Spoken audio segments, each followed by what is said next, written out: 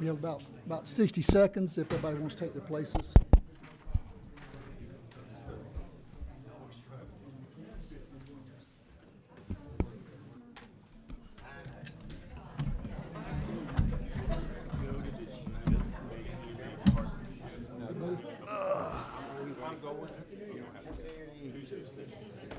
How's everything? 31st what? So it has to be on next Summer Coast, I got a new brand. Yeah, it's kind of tied up, been tied up. Okay. Which is a good thing. It's a blessing. He's healthy, she's healthy. Yes, sir.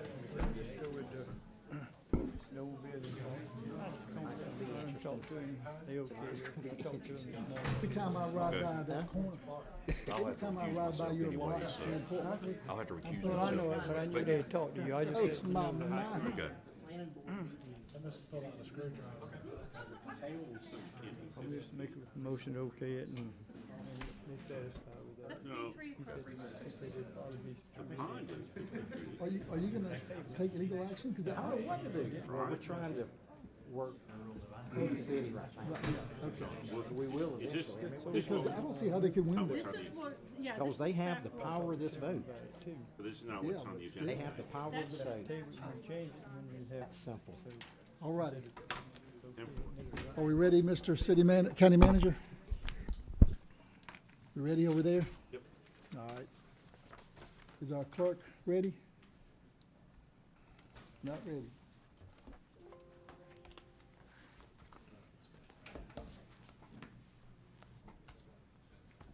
Do I need to approach the bench? Okay, we're good. Okay. Thank you. All righty. We're going to call to order the Effingham County Board of Commissioners meeting. Can you hear me okay out there? My voice sounds low on this microphone. It's good? All right. Mr. Floyd? Here. Mr. Burdette? Here. Mr. Corbett's here. Mr. Deloach? Here. Mr. Loper? Here. And Mr. Kiefer? Here. Everyone is in attendance tonight. I'm going to ask everyone if you please rise for the invocation and remain standing for the Pledge of Allegiance to our flag. Gracious Father, we are so thankful again to be here tonight. What a great community to live and serve in. Thank you for our friends and families in this community. Thank you for a wonderful year. You have prospered us, and we give you thanks. We ask tonight that as we continue a new year, that you give us wisdom and discernment, good ears to listen and hear, and discernment to make those decisions that will be pleasing to you and good for our community. And we ask all these things in the name of Jesus. Amen. Amen. Amen. I pledge allegiance to the Flag of the United States of America and to the republic for which it stands, one nation under God, God, indivisible, with liberty and justice for all.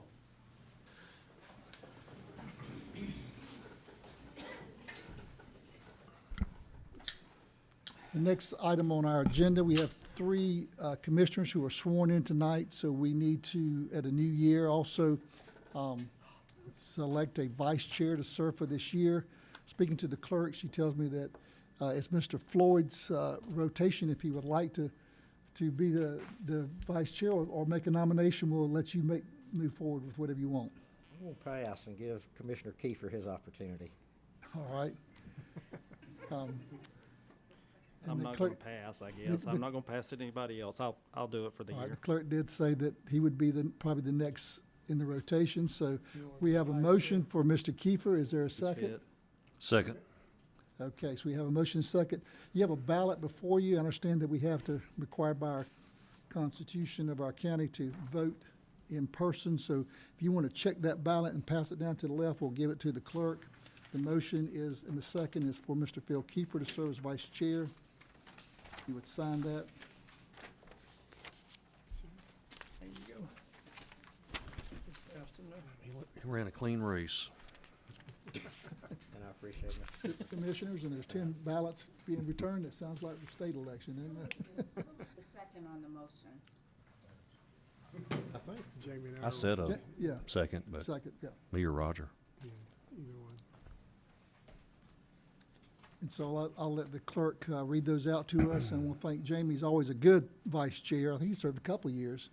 He always attends all those meetings I don't want to attend, and I appreciate that. And he spends a lot of time working with our state offices representatives, so we'll probably still call upon you to help us with all that. This has been much easier than the U.S. House of Representatives. Can't seem to settle on a speaker today. I know. You want to read the votes? Yes, sir. Yes, sir. The votes are as follows for the 2023 election of vice chair. Commissioner Floyd for Commissioner Kiefer. Commissioner Burdette for Commissioner Kiefer. Commissioner Kiefer for Commissioner Kiefer. Commissioner Loper for Commissioner Kiefer, and Commissioner Deloach for Commissioner Kiefer, as well as Mr. Corbett for Commissioner Kiefer. It's a unanimous vote for Commissioner Kiefer. Okay, so it's unanimous. Unanimous. Mr. Kiefer, you will be our vice chair for the 2023 year. He shows up, huh? Yeah. Next item is our approval of our agenda. Consideration of a resolution to approve the agenda. Is there any corrections, additions, or changes? None. So I have a motion to approve the agenda as presented. Make So a motion moved. to approve it. I'll second. All right, motion by Mr. Loper, second by Mr. Deloach to approve the agenda as presented. All in favor say aye. Aye. Any opposed, no. Hearing none, the agenda is set for tonight. We have two sets of minutes before us to approve the December 5th, 2022 work session minutes and the December 6th, 2022 work session and regular commission meeting minutes. Are there any additions or corrections to these minutes? Do I have a motion to approve as presented? Make a motion to approve as presented. Second. Motion by Mr. Kiefer, second by Mr. Burdette to approve as presented. All in favor say aye. Aye. Any opposed, no. The minutes are approved unanimously. Welcome to everyone who's here tonight with us. Any comments you want to make shall pertain to the agenda items only, please. Should you wish to make any remarks, come to the microphone, speak clearly, give us your name for the record, and then you commence speaking. If you can keep your comments to 2 or 3 minutes, that's always really helpful so that everyone has a chance to speak to an item that would like to speak to an item. All the documents for this meeting are located in the clerk's office and on the Board of Commissioners website. Hope you've had a chance to review those. The next item on our agenda, item number 10, is the consent agenda, and there's several of them. These are items that we cannot discuss unless you want to take it off. So I'll read all the items, and when I get through with that, if there's an item that a commissioner would like to discuss separately, you can ask that to be removed from the consent agenda, or we can approve them as read. Item number 1 in the consent agenda, consideration to ratify and affirm the purchase of vehicles from Enterprise for multiple departments. Item number 2, consideration to ratify and affirm approval of a quote to purchase new firewalls for the county network. Item number 3, consideration to approve a second amendment lease agreement between the Board of Commissioners and Renaissance Bank related to property located at 802 South Laurel Street, Springfield. Item number 4, consideration to ratify and affirm a second amendment and restated agreement by and between Effingham County and Effingham County Hospital Authority. I may have to take some water from time to time. I've got a little raspy throat tonight. Item number 5, consideration to approve participation in the Georgia Department of Community Health to join in the Georgia Medical Fee-for-Services Ground Ambulance Upper Payment Limit of Supplemental Payment Program. Item number 6, consideration of approval to accept a grant award from the Governor's Office of Planning and Budget drinking water projects to support increased population grant program. Item number 7, consideration to approve a grant application for the Local Assistance and Tribal Consistency Fund for Effingham County's formula amount of $50,000 over 2 years. Item number 8, consideration to approve the fiscal year 2023 CRC Senior Meals Contract Amendment. This is 2023-08.1 amendment. Item number 9, consideration to approve to appoint members of the Construction Board of Adjustment and Appeal. To have a motion to approve the consent agenda as read. Make a motion to approve as read. Second. Motion by Mr. Loper, second by Mr. Deloach to approve the consent agenda as read. All in favor say aye. Aye. Anyone saying no? Hearing none, it passes unanimously. Old business. We have several items under old business. The first item is a second reading. This is consideration to approve the second reading of an application by Cindy House as agent for Gari LLC to rezone 72.15 acres located at 108 Godley Road from AR1 to I1 to allow for future industrial use map 419, number 1A in the first and second district. This was postponed from 9/6/2022 and 11/1/2022. Do you have a motion to approve the second reading? Make a motion to approve the second reading. Second. Motion by Mr. Floyd, second by Mr. Burdette to approve the second reading. All in favor say aye. Aye. Any opposed, no. Hearing none, it also passes unanimously. Mr. Chairman, I've got to recuse myself on these next items due to a banking relationship. Okay. If clerk would note that Mr. Deloach has recused himself from item number 2 under old business.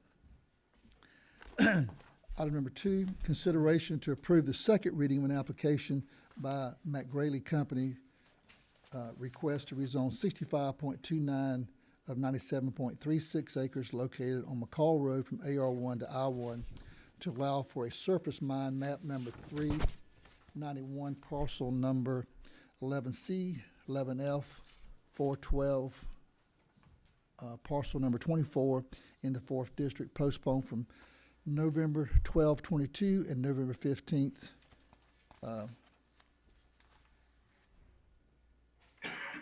What's that, 12/22? Oh, okay, I see the one with no line there. Okay, November 1st, 2022 and November 15th, 2022. Do you have a motion to approve the second reading? Make a motion to approve the second reading. Second. Motion by Mr. Loper, second by Mr. Kiefer to approve the second reading. All in favor say aye. Aye. Any opposed, no. Hearing none, it passes unanimously. Item number 3, consideration to approve the second reading of an application by McGrady Company as agent for Richard Hall to rezone 27.17 acres of 64.8 acres located on Horsepen Road from AR1 to I1 to allow for the surface mine map number 394, parcel number 29 and 30 in the 4th District, post from November 1st, 2022 and 11/15/2022. I might add, it was postponed because, just so we refresh our memories, for the couple additional conditions we placed on the December 6th. So that's what you're approving, the second reading with the additional conditions. Have a motion to approve the second reading? Make a motion to approve second reading. Second. Motion by Mr. Loper, second by Mr. Floyd. All in favor say aye. Aye. Aye. Any opposed, no. Hearing none, it passes unanimously. Item number 4, consideration to approve a tax refund to Rex Allen husband related to a property located at 213 Zitrow Road, map number 374A, parcel number 23. This was postponed from November 15th. And clerk would also note that Mr. Deloach has returned to the podium. And I'll turn it over to Jennifer Keys to. Okay, this is a request from Mr. Husbands for a veteran's exemption to be applied to his property. He's asking for the 2021 and 2022 tax year. We received his veteran's letter, and the Veterans Administration did not rate him at 100% by January 1st. They rated him 100% February 1st, 2022, which means that he does not meet the state qualifications for the homestead. It would have to be January 1st. He'd have to be rated January 1st to be able to qualify for this exemption, and he did not. So that's why we denied him the exemption. The request refund, is it also related to he didn't own the property at the time? Is he making that request, or just for the exemptions? Just the exemptions. Okay. Just the exemptions. All right. Any questions or discussions? from What the was board? the reason we tabled Yeah, this? that's We what were I looking was for some curious. more information. I can't remember. I see one thing, the first statement here, tax assessor's office did not transfer the property.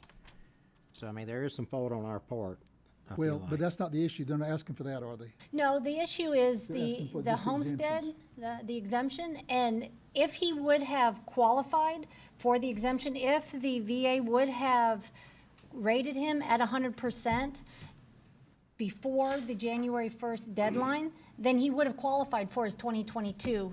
The whole issue that we have is the VA did not rate him at 100% as of January 1st. That's where the whole issue is. If they would have rated, we would have been able to go back and give him that exemption. But since the VA did not rate him at 100% January 1st, he would have not qualified at all for it. So looking at the documents, it looked to me like that's what I saw. You're looking at, should we give him a 100% exemption? Even though he had not applied for it in 2021 and didn't get qualified for it till February 2022. If he would have He wouldn't qualified, qualify, I mean, right, he wasn't entitled to it by law. Yeah. I don't see how Because we of can- 30 days? sir, Because of 30 days? the law says January 1st.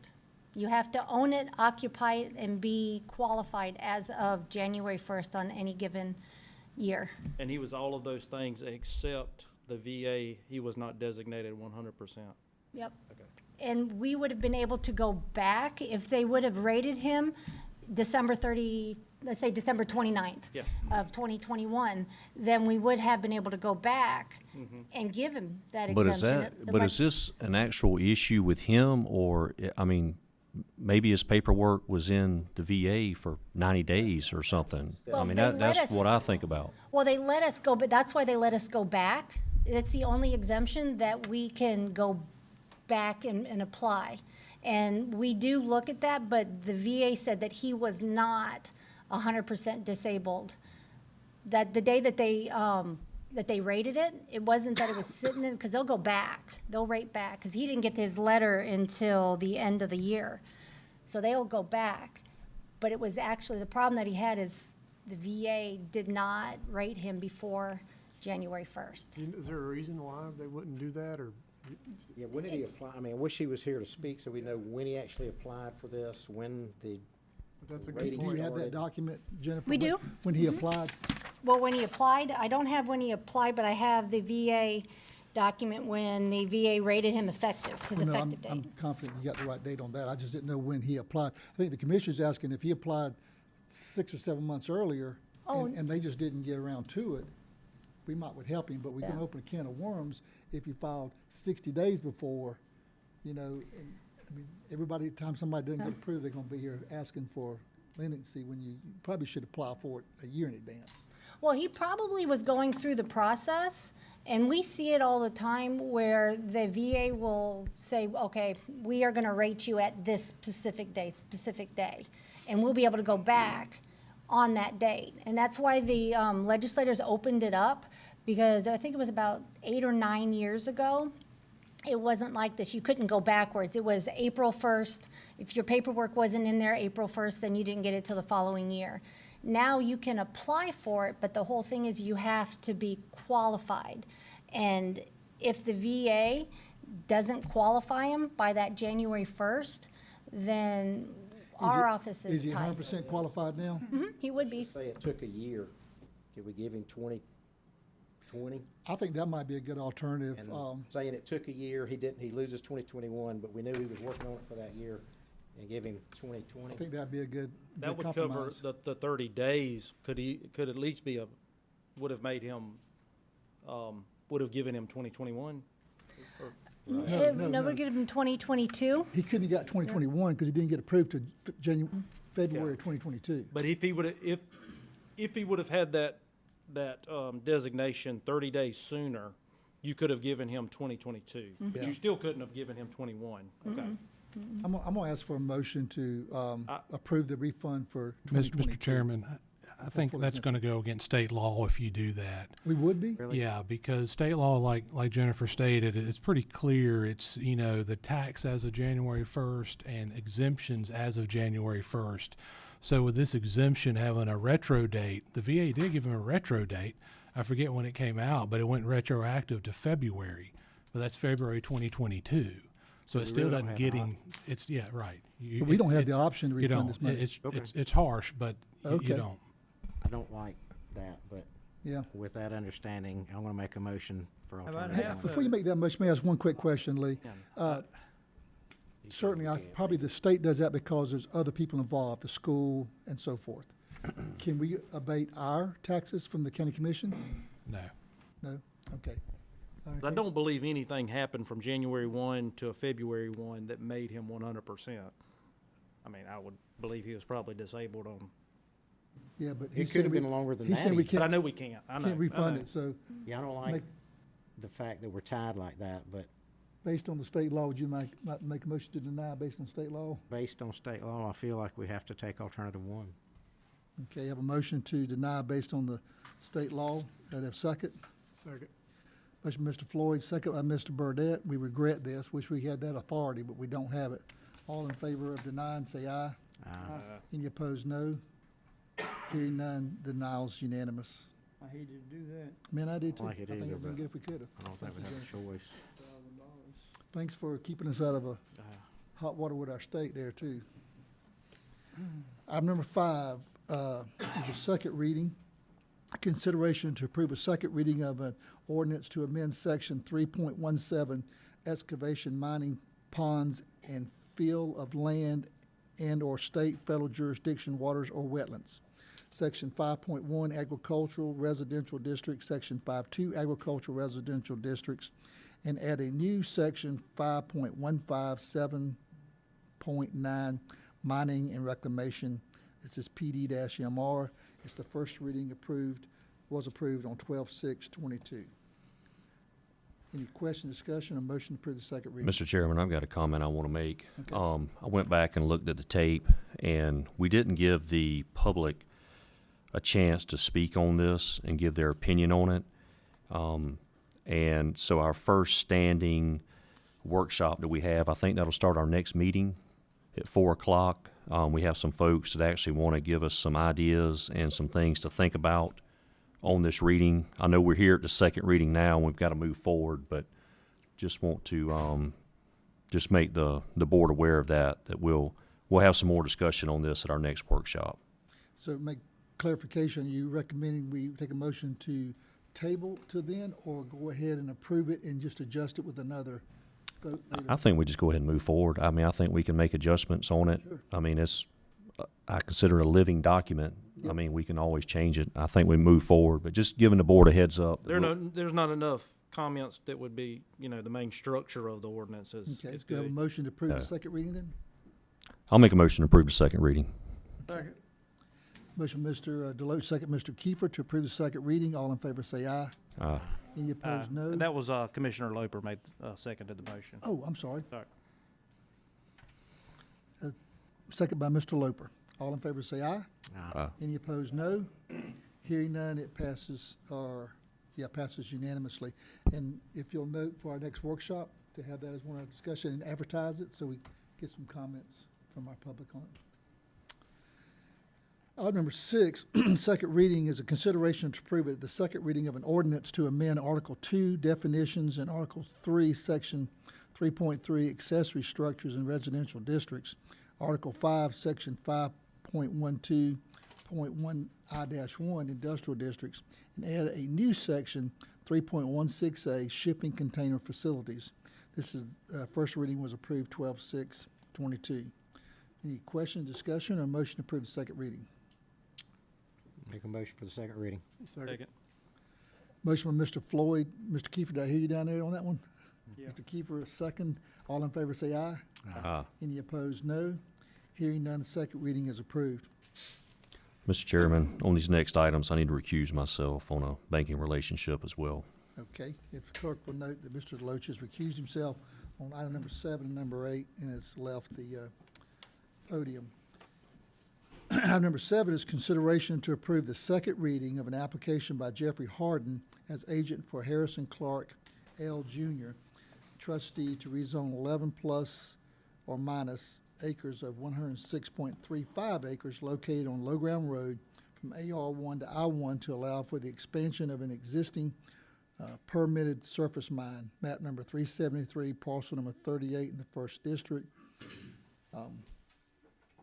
This was, second reading was delayed to this time to include some December 6 conditions that were added at that time, just so the board will know that. Do you you have a motion to approve the second reading? I'll make a motion to approve the second reading. Second. Motion by Mr. Floyd, second by Mr. Burdette to approve the second reading. All in favor say aye. Aye. Any opposed, no. Hearing none, it passes unanimously. Item number 8 is consideration to approve the second reading of an application by Jeffrey Harden as agent for Donald R. Schrum and Donna A. Schrum to rezone 11 plus or minus acres of 91.83 acres located on Low Ground Road from AR1 to I1 to allow for the expansion of a surface mine, map number 373, parcel number 39 in the first district. Once again, second reading was delayed to this meeting for additional conditions added at December 6th. So I have a motion to approve the second reading with those conditions. Make a motion to approve the second reading. Second. Motion by Mr. Floyd, second by Mr. Loper to approve the second reading. All in favor say aye. Aye. Any opposed, no. Hearing none, this passes unanimously. That concludes old business, and we'll move to new business.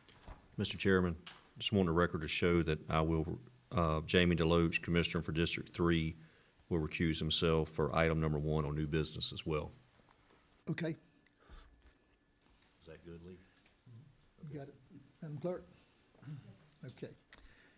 All right, new business. Item number 1, consideration to approve amendment number 5 to the contract for roadside mowing services with McGrady Company LLC. Yes, sir. Good evening. Allison Bruton, purchasing agent. So the county does currently have a contract in place for roadside mowing with McGrady Company. This will be amendment number 5, which increases the billing and also renews the agreement for a period of 3 years. Staff recommends alternative 1. Well, I did notice the increase is 12%, and we had a cost of living and fuel went way up of 8%. So if we hold them to that for 3 years, there can be no increases in the contract for 3 years either? Or is it, does I the mean, contract I think allow they- for increases? They could always request an increase. It would just be another amendment. You'd have to approve it. Have to approve it, though. It didn't come with automatic increases. That's right. Okay. All right, sounds good. Any other question, discussion, or motion to approve alternative 1? Make a motion to approve all number 1. Second. Motion by Mr. Loper, second by Mr. Floyd to approve alternative 1. All in favor say aye. Aye. Any opposed, no. Hearing none, it passes unanimously. Thank you. Item number 2, consideration to approve change order number 4 agreement. This is 22-25-010 with McClendon Enterprises. And the clerk would note that Mr. Deloach is returning to the podium. Yes, sir. So this agreement with McClendon is for the Lamig 22 agreement, which has some other road work in it as well. We did request a quote from McClendon for paving at the Sand Hill Recreation Complex. This is the front portion that's used by the school, which is next to the recreation complex. So staff recommends alternative 1, which is approval. Yeah, we had some decreases, so it's covered by the funding. Just a point of clarification, was the new number they gave us based on the per unit cost of the other? They were doing, that's doing what they do when we add things. So there wasn't an increase in per unit for asphalt or certain things. But for the material per unit, but the for labor we had to get an estimate for Right, obviously right.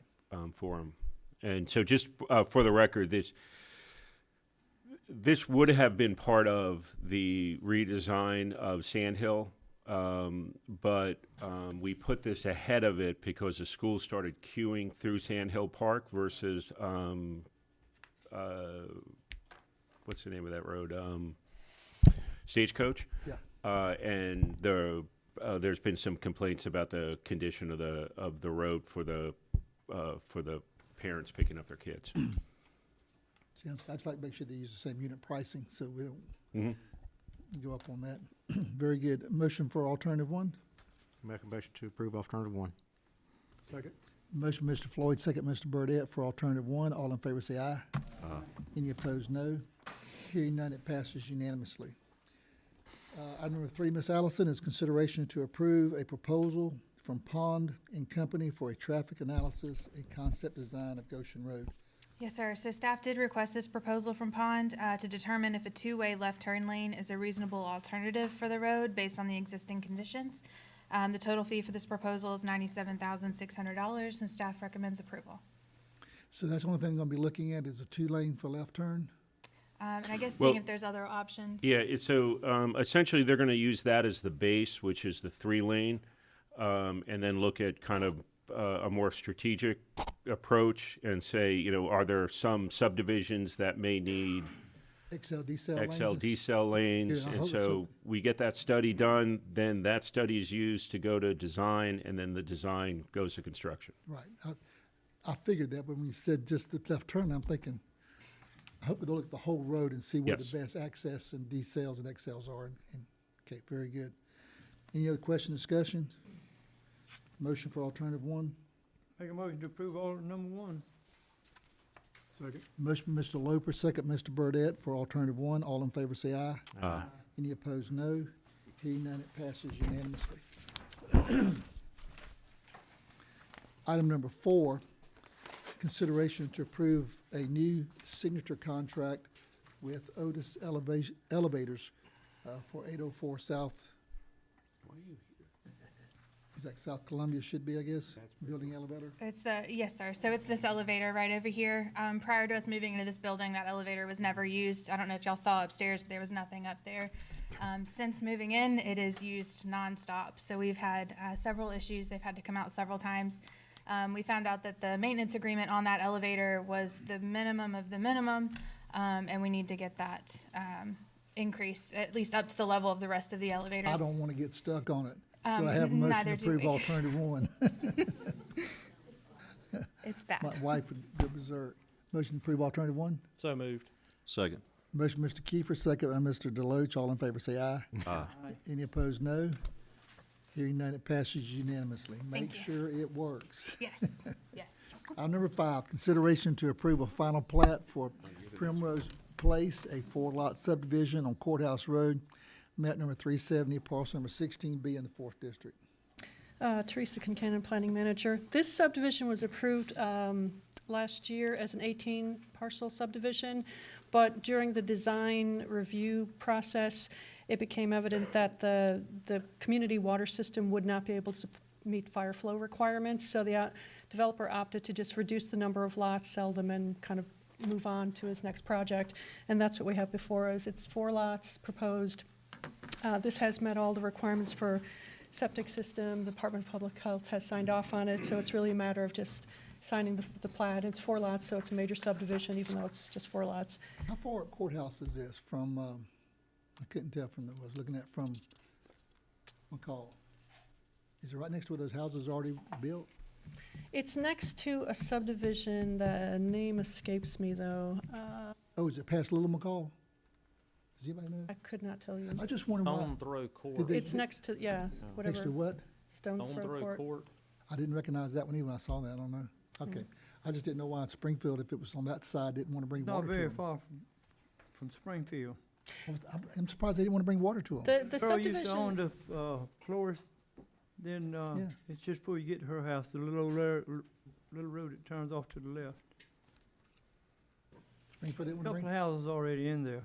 yeah, Springfield didn't want to provide water to them? I don't think that was even an issue. I mean, I don't think he even approached Springfield. There's a community water system serving the subdivision next door, so he was working with that. Community Okay, water you'd have to go system get it if he, and then Right. that was too much money. I got you. Yeah. Okay. Sorry for the delay. So any question, discussion on this item? Make a motion to approve alternate number 1. Motion by Mr. Loper, second by Mr. Floyd to approve alternative number 1. All in favor say aye. Aye. Any opposed, no. Hearing none, it passes unanimously. Thank you. If they had discussed it with Springfield, you might suggest it, they'd do that, though.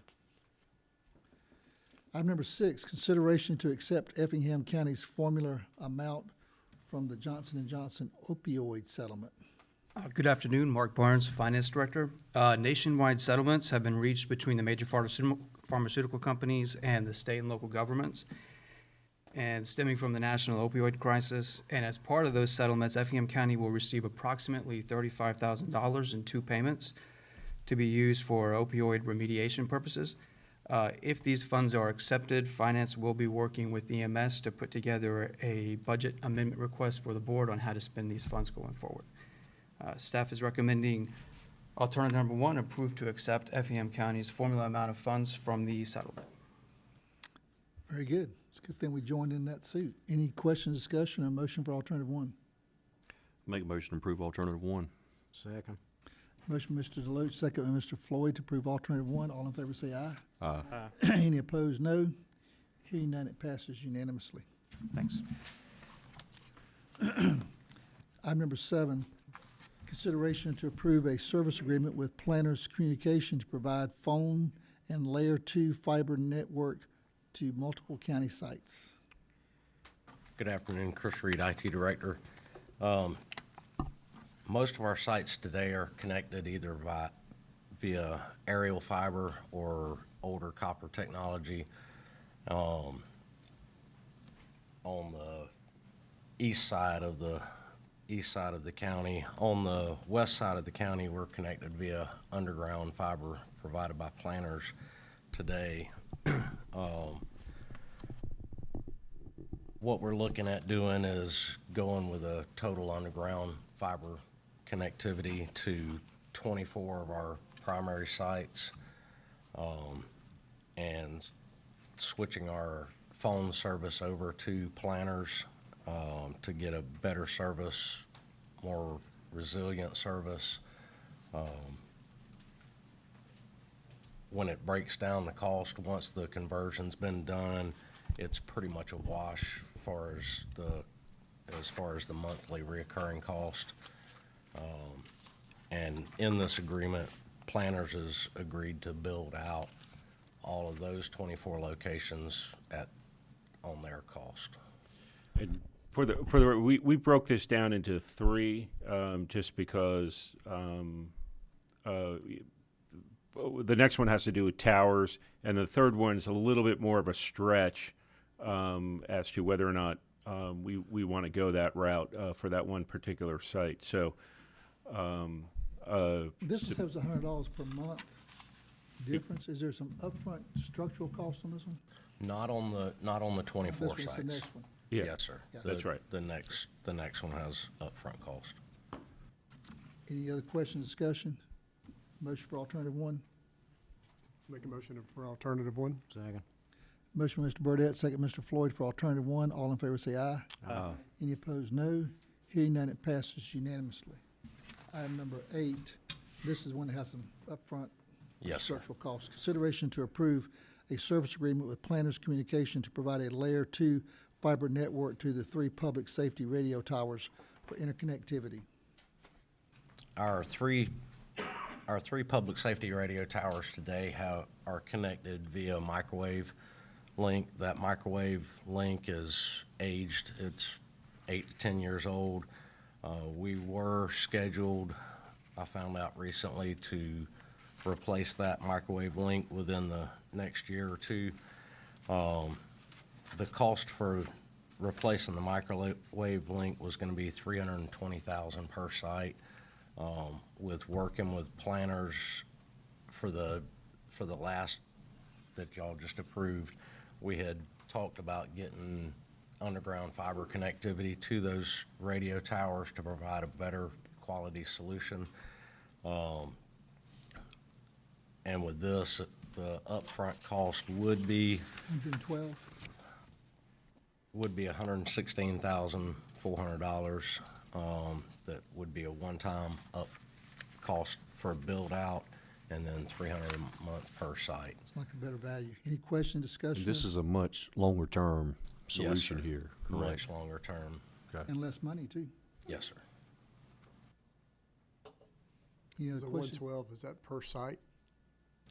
It's 100, the total build-out is $116,400 to get to all 3 of the tower sites, and then $300 a month per site, so. And I love working with local companies versus the bigger companies. That's good. Thanks for the work on that. Thank you. Is there a motion for alternative one? Make a motion to approve alternative one. Second. Motion by Mr. Burdette, second Mr. Floyd for alternative one. All in favor say aye. Aye. Any opposed, no. Hearing none, it passes unanimously. Item number 9, consideration to approve a service agreement with Planners Communication to provide a Layer 2 fiber network to the Clio Fire Station. Taking direction from the 16 May 22 board meeting, the discussion that y'all were having about the lack of service to some areas in the county, Clio being one and Meldrum being another. While we were working on this other portion of this project, we actually had planners do up a quote for what it would cost us to get to Clio. Part of going up there and getting them into the Clio area would be basically getting the footprint up there. And once that's up there, then, you know, expanding services out to the community members is an option versus just a straight cut going up there. So I brought this through with basically for you guys to see if we want to get. So, I mean, basically, that area. For this one cost, would we do it? No. It's the ancillary benefits of, you know, potentially running a fiber line that others can tie to. But there's, on its own, it's not something, without that benefit, it's not something I would recommend at this cost. But it is something I just wanted to kind of bounce off y'all. And we could go back and re-look at it. There's no rush on getting. Is there any way to recoup any of that cost as they tie in? Can planners give us credit back? Is he there? Dave? It would be something we'd consider, but that would be something we'd need to take to our board and discuss with our board. Well, I think for that reason, we probably ought to table this one and come back, look at it. Yeah. See, you know, if we can invest for our community and help that area and get some credits, so it wouldn't cost you up front, we'd bear that cost, but we could get some credit back to make it more reasonable for us to make this connection to me, seem like it'd be a wise way to move forward. Would you like for them to take this back and look and see what kind of credits we could get? Excuse me, can I make a comment? Hi, my name's Ed Field, and this is actually what I do for a living. I work with planners, I work with AT&T, Windstream, I work for a company named Asset Black. But more importantly, I also own property in Clio on the river, and though it's not my primary residence, I'm a taxpayer there. But something I just want, I understand that the amount that they quoted is not exactly nice, you know what I mean? However, I need to put another perspective into your thought process regarding this. Recovering the costs, okay? I do this every day. I'm an expert on this, okay? Planters, who I am currently working with, because First Chatham Bank is one of my customers, and we just ran planters into their bank because the wind stream is constantly going down, okay? I have a home in Clio. It has internet through Windstream. It is what is called DSL. It is terrible. It is over the copper lines that currently exist in the ground that are used for telephones, okay? That is my only alternative. And I'm actually quite fortunate because in my discussion with Mr. Reed on the phone the other day, I found out I've got better service at my house than he has at his, okay? However, there is a whole nother aspect to this that you guys please need to consider. Every day, in fact today, 2 of them, United Bank, who is another one of my customers, okay? Just so you know the scope of what I do, we service 70% of the banks in Georgia, and we service all the prisons in Georgia, okay? Today I had 2 AT&T notices that the DSL to United Banks in 2 locations was being shut off in 30 days. No alternative needed to be given, just telling your customer this is going away and too bad, okay? The reason for that is that in 2017, the FCC negated the requirements for AT&T and all the big carriers to provide an alternative service when they decommission the copper, okay? I can tell you right now that I have had numerous problems already in the 5 years, 6 years I've owned that property in Clio, Windstream, and I have a connection at Windstream, obviously. So I call and I yell at the guy who gets the person out to fix the copper, okay? Your average person in Clio is not able to do that, okay? When that infrastructure finally deteriorates beyond repair, we will have nothing. And Starlink, which I'm sure all of you are familiar with, is the Elon Musk thing, will not be available to this part of Georgia till at least 2024. So we're talking about a 2-year period where this could completely leave us high and dry. So please consider the run to the Clio Fire Station. I will work with planters to get them into Tuckasee King and some of those other areas around Clio. You know, we will help them, okay? I don't think there's any opposition that I'm hearing from the board. I think we'd like to look at how it can be funded better. Either reduce costs, credits, or payment plan or something so we can help our constituents in that area, but not fork out $400,000. I would be willing to have my company look at providing something to planners to maybe help with some of that. I think it'd be good. Yeah, to and come But back. this is very important. Some alternative way. I think we need to get up there. My We thought. have nothing else. There is nothing else but Windstream copper in the ground, and it is being decommissioned. In fact, I will bring letters from Windstream to my customers telling them, we are turning off your copper in 30 days, 90 days, because it's a technology that's going away. Isn't there other satellite opportunities though? Unfortunately, there is not. There's none? No. I mean, well, there's Starlink. I mean, if you're talking about real internet, now you have some of these, satellite systems which provide worse service than what my friend here is getting at his house, which is 6/1, okay? That is not adequate for education, for Let's do streaming. this. If you get the board to push it back to our management, if that's okay, to get some more information on how, because I noticed it's not even in our budget either. So we'd have to look Right. at our budget, hear from our finance, how we're going to fund it, what's the opportunities for cost recovery. And it may just be something you have to pull the trigger on, but I think I need a little more information. This is because this is the first time I've heard about Yeah, and this. of course, we applied for a grant for this with planners. That was denied. And so now we're just trying to look at what other options out there. The disadvantage that Planners has is they're not the incumbent local exchange carrier. Unfortunately, Windstream is. If you were to look at a map of Effingham County and all of the broadband that's available in it, there is the northern western corner is just blank. And that's the Windstream portion of it. So without the incumbent taking the steps necessary to provide the broadband, we're trying to. This is one of the reasons we wanted to bounce this concept off you. Was just to see if it's something that we, want to explore more. Which it sounds like that's what we're going to do. Yeah, so we'll sit down with planners. We'll look at other options as well. And we'll see. We got a workshop in 2-3 weeks. Yeah, and We we can have information there, we can possibly dig into bring it this and up get at the it on our workshop agenda in in Atlanta. February. Yeah, and I'd We like would to be look happy at to help, I can Meldrum assure as you. well. I mean, not just Clio. I mean, Clio needs it. I know Meldrum has some bad spots as Yeah, well. and that's right, Claro and Meldrum. Stillwell needs it too. So let's do this. Look, let's get a Well, broader we perspective need it and see what bad. we got to do.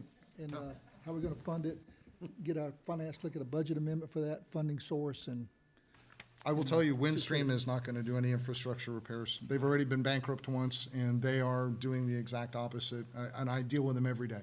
well, we appreciate you Thank you very guys much. making us aware of this and bringing this to us.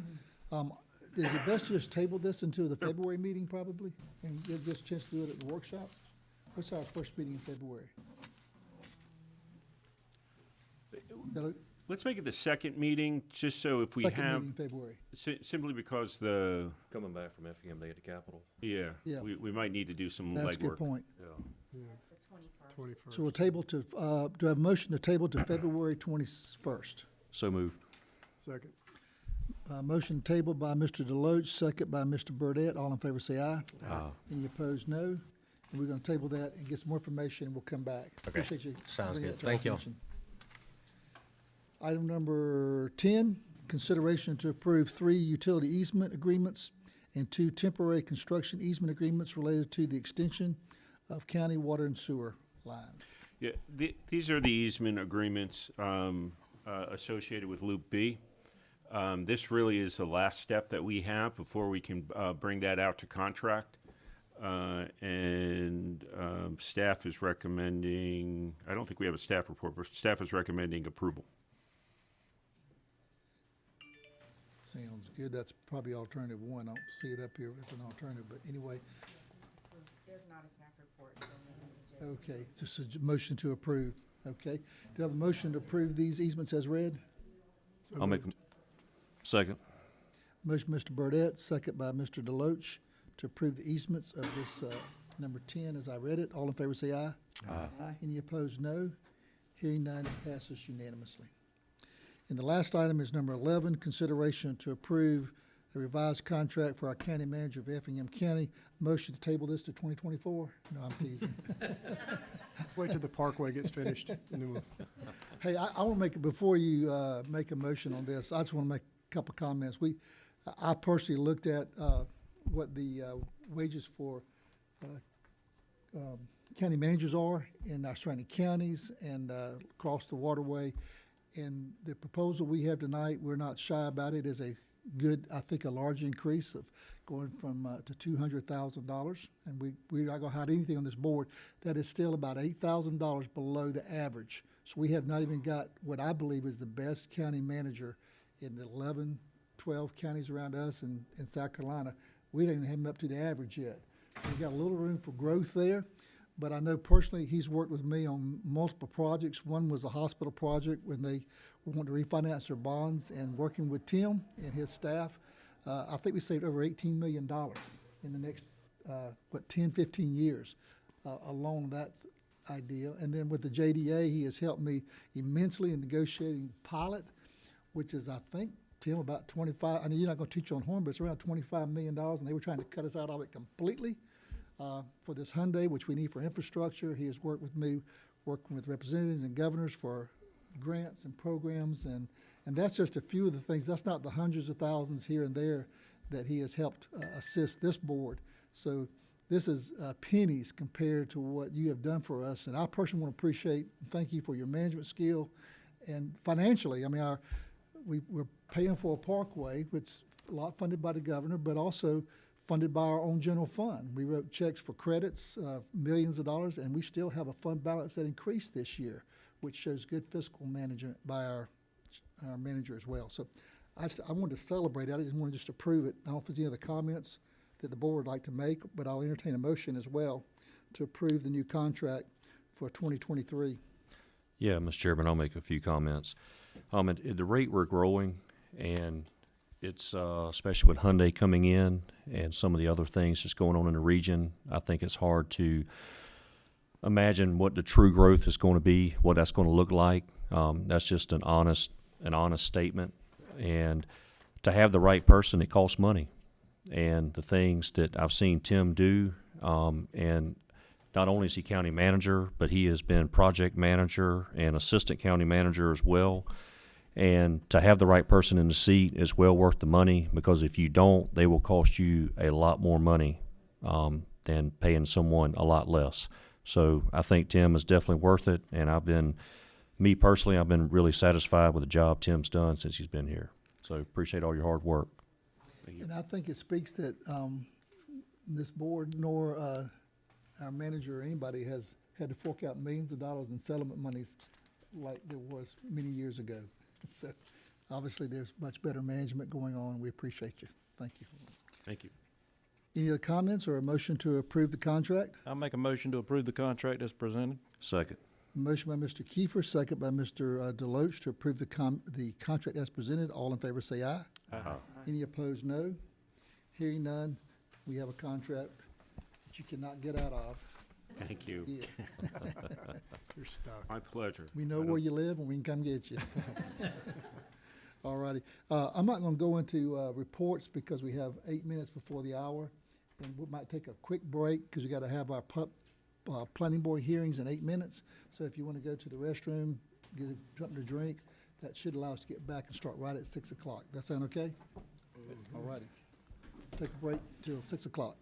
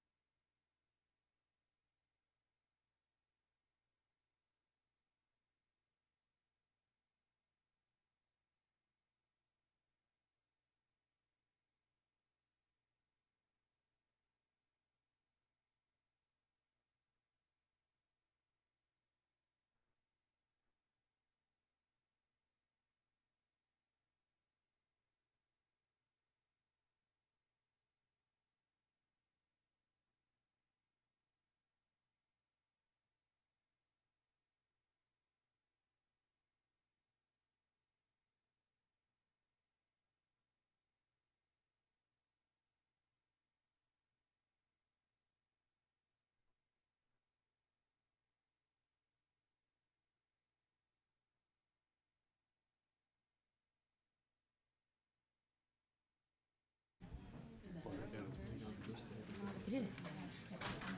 Yes. Did you introduce yourself to Karen? She mentioned it. I was like, oh, yeah, yeah, she's doing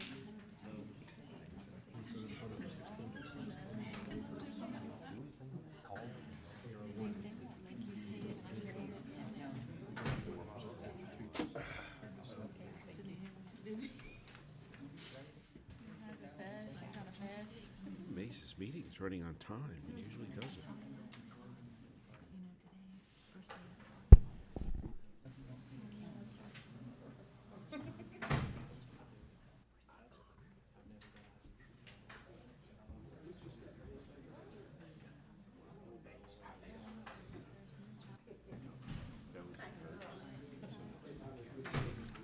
It's kind of like a big deal.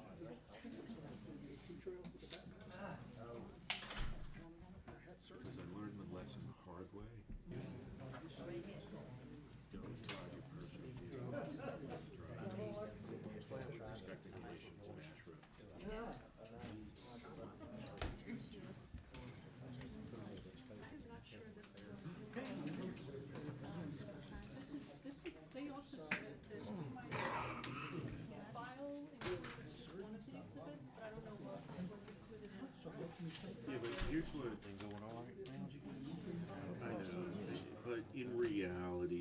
It's therapy. Did good on that, you started But what I'm wondering is, How much you did we approve? What did we approve on, How much you get on that? I know it's B3. See, the issue is, this is B3, because that's the summer. So I think what he tried Oh, to do. right, we're missing Roger. That's what he tried to do. I was thinking the last time I remember he was coming, like, that was a big year. Man, they make minutes.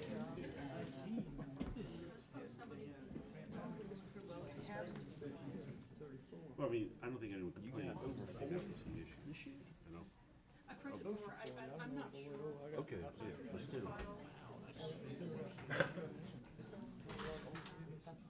then it probably does not then. Because I'm assuming, no, it's probably is exactly right. This is not B3, this is clear land, it goes.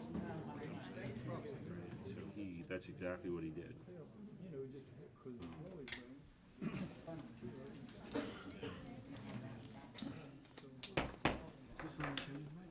We're going to call the Board of Commissioners meeting back into order, and we're going to move down our agenda items to our Planning Board public hearings, and then we'll come back for the administrative items listed in the agenda.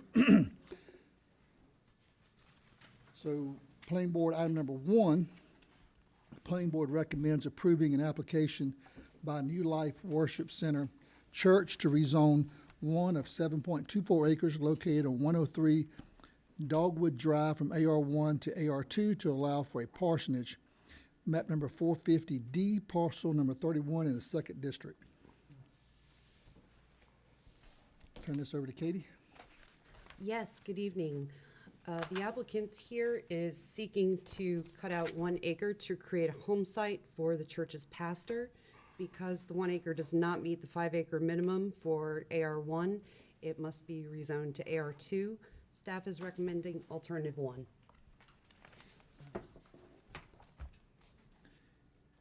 Okay, we'll open a public hearing. See if there's anyone speaking in favor or in opposition. We'll start those in favor with this rezoning request. Anyone speaking in opposition? Seeing no one, I'll close the public hearing. See if there's any question, discussion, or motion from the board. Make a motion to approve alternative 1. Second. Motion by Mr. Burdette, second by Mr. Deloach to approve alternative 1. All in favor say aye. Aye. Any opposed, no. Hearing none, it passes unanimously. The second reading of this item, consideration to approve the second reading of an application by New Life Worship Center Church to rezone 1 out of 7.24 acres located at 103 Dogwood Drive from AR1 to AR2 to allow for a parsonage, map number 450D, parcel number 31 in the 2nd District. Motion for the second reading? Make a motion to approve the second reading. Second. Motion by Mr. Burdette, second by Mr. Kiefer to approve the second reading. All in favor say aye. Aye. Any opposed, no. Hearing none, the second reading passes unanimously.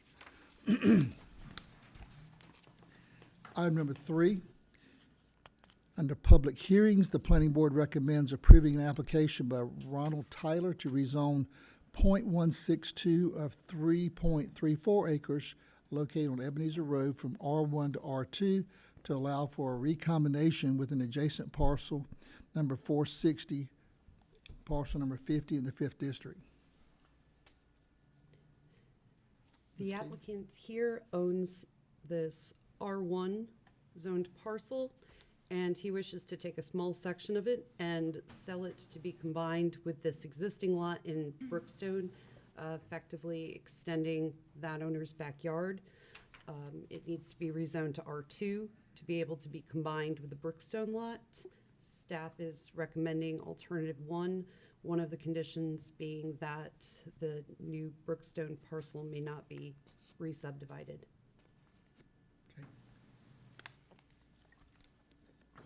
Anyone tonight speaking in favor or in opposition to this rezoning? Start with those speaking in favor. Anyone speaking in opposition? Seeing no one, we'll close the public hearing and have discussion or motion. I have one question on, with the R2, because that's a multifamily zoning, right? Correct. No, that's It can be, in this case, Brookstone, a single family. Yeah. Okay. Would that other would that R2 zoning for Brookstone, would it have other stipulations in it? And would those need to be included in this rezoning? Specifically for R2, I mean, I'm sorry, Commissioner Kiefer. I'm just not familiar with the R2 zoning. We don't do much of that, right? Correct, we did not do much of that. R2, you can only build one house in R2, right? You have Well, to no, subdivide it to build R2 is more. generally considered duplex, but kind of like R3, for weird. reasons I cannot explain, we have zoned single-family detached as R2 and R3 in the past. Hawks Hammock is an example of a single-family detached neighborhood that's R3. And so this is attaching itself to an R2 property that's a single-family detached unit. Now, the neighborhood may actually have covenants, which I do not know whether this would be subject to it or not, if it's combined and That's under a the civil, same parcel. that's not, Yeah. that wouldn't be our issue anyway. Right. I was You're just right. curious. But now I make a motion to approve alternative one. I just wanted to ask. Motion by Mr. Kiefer, second by Mr. Loper to approve alternative one. All in favor say aye. Aye. Any opposed, no. Hearing none, it passes unanimously. Item number 4 is the second reading of this application. Consideration to approve the second reading of an application by Ronald Tyler to request to rezone 1.162 3.34 acres from R1 to R2 to allow for the recombination with an adjacent parcel located on Ebenezer Road, map number 460, parcel number 50 in the 5th District. Motion for the second reading. Make a motion to approve second reading. Second. Motion by Mr. Kiefer, second by Mr. Deloach for the second reading. All in favor say aye. Aye. Any opposed, no. Hearing none, it passes unanimously. Item number 5 in the public hearings, the planning board recommends approving an application by Christy Canis to request to rezone 1 out of 6.8 acres located at 346 Blandford Road from AR1 to AR2 to allow for the separation of a home site, map number 432, parcel number 25 in the 4th District. The applicant wishes to subdivide this parcel shown here from the parent parcel for insurance purposes and also for possible future sale. Because the size and not meeting the 5-acre threshold, it must be rezoned to AR2. Staff is recommending alternative 1. Okay. We're in a public hearing. Is anyone speaking in favor of this? Okay, go ahead. Name's Christy Canis. I'm the owner of 346 and 348 Blandford Road, and I'm in favor. Okay. I just wanted them split. My insurance only recognizes 346 as a primary residence, and I live at 348, and they recognize it as an additional building, not as like another whole thing. So for that reason, and also if I ever want to sell 346, I can and keep my own home. Okay, thank you. Anyone else speaking in favor or in opposition to this rezoning request? Seeing no one coming forward, I'll close the public hearing and have discussion or motion. I'll make a motion to approve with staff and planning board recommendations. Second. Motion by Mr. Deloach, second by Mr. Floyd to approve with staff and planning board recommendations. All in favor say aye. Aye. Any opposed, no. Hearing none, it passes unanimously. Second reading, consideration to approve the second reading of an application by Christy Canis, request to rezone 1 out of 6.8 acres located at 346 Blandford Road from AR1 to AR2 to allow for the separation of a home site, map number 432, parcel number 25 in the 4th District. Make a motion to approve all number Second one. reading? Motion to approve the second reading. Mr. Loper? Reading, yeah. I'll Have a second. Second by Mr. Deloach. All in favor say aye. Aye. Any opposed? No. And hearing none, it passes unanimously. So So you're good to go. Now, you can stay for the rest of the meeting if you want to, or you can slip on out. Okay. Item number 7, the planning board recommends approving an application by James Dasher to rezone 1.5 acres located at 150 Scuffletown Road from AR2 to R1 to allow for the separation of home sites, map number 436, parcel number 4 in the 2nd district. We'll open a public hearing and begin with Ms. Katie. Thank you. This parcel is zoned AR2. It's sort of an anomaly and is surrounded by 2 different R1 subdivisions. There are currently 2 homes on the property, and the proposal is to subdivide it and put up 2 new single-family homes. This would actually keep it within zoning size and usage with the surrounding area. Staff is recommending alternative 1. Okay. Anyone tonight that would like to speak in favor of this rezoning or against? We'll start with those in favor. Greetings, Mr. Chairman, Commissioners. I'm James Dasher. I'm with Fetzer Lakes. I'm presenting this to you tonight. Here for any questions. Any other comments? No, sir. Okay. Anyone else speaking tonight in favor of this rezoning or against this request? Seeing no one, I'll close the public hearing and entertain a discussion or a motion. Make a motion to approve alternative 1. Second. Motion by Mr. Burdette, second by Mr. Floyd to approve alternative 1. All in favor say aye. Aye. All opposed, no. Hearing none, it passes unanimously. Have the second reading, consideration to approve the second reading of an application by James Dasher to rezone 1.5 acres located at 150 Scuffletown Road from AR2 to R1 to allow for the separation of home sites, map number 436, parcel number 4 in the 2nd district. Motion for the second reading? Make a motion to approve the second reading. Second. A motion by Mr. Burdette, second by Mr. Floyd to approve the second reading. All in favor say aye. Aye. Any opposed, no. Hearing none, it passes unanimously. Item number 9, under planning board hearings, or public hearings of the planning board sessions. The planning board recommends approving an application by Craig Conaway for a variance from section 6.2.12, parentheses 1, located off of Blue Jay Road to allow for more than 3 lots on a private road or easement zoned AR1. Map number 351, parcel number 4 in the 1st district. The applicant is asking to subdivide a 5-acre portion of the non-mine portion of this parcel. It currently sits on this access easement. The use is going to be for home site, and without the easement already being overserved, this would be a reasonable and simple in-house request.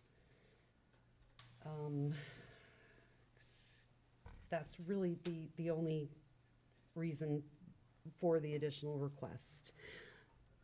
Staff is recommending alternative 1, approval for the creation of this with the condition that no further subdivision would occur on the property without improvements which bring the unpaved easement to county standards. Okay, we're in a public hearing. Anyone tonight speaking in favor of this request? Anyone speaking in favor of this variance? How about anyone speaking in opposition to this variance request? Being no one coming forward, we'll close the public hearing and entertain discussion for the board. I think it's pretty straightforward. I'm going to make a motion. Okay, I'll Make take a motion. to approve with staff and planning board recommendations. Second. Motion, Mr. Floyd, second, Mr. Burdette, to approve with staff and planning board recommendations. All in favor say aye. Aye. Any opposed, no. Hearing none, it passes unanimously. Item number 10 is a second reading, consideration to approve a second reading of an application by Craig Conaway for a variance from section 6.2.12, parenthesis 1, located off of Blue Jay Road to allow more than 3 lots on a private road or easement zone AR1. It's map number 351, parcel number 4 in the 1st district. Motion to approve the second reading? Make a motion to approve the second reading. Second. Motion by Mr. Floyd, second Mr. Burdette, to approve the second reading. All in favor say aye. Aye. Any opposed, no. Hearing none, it passes unanimously.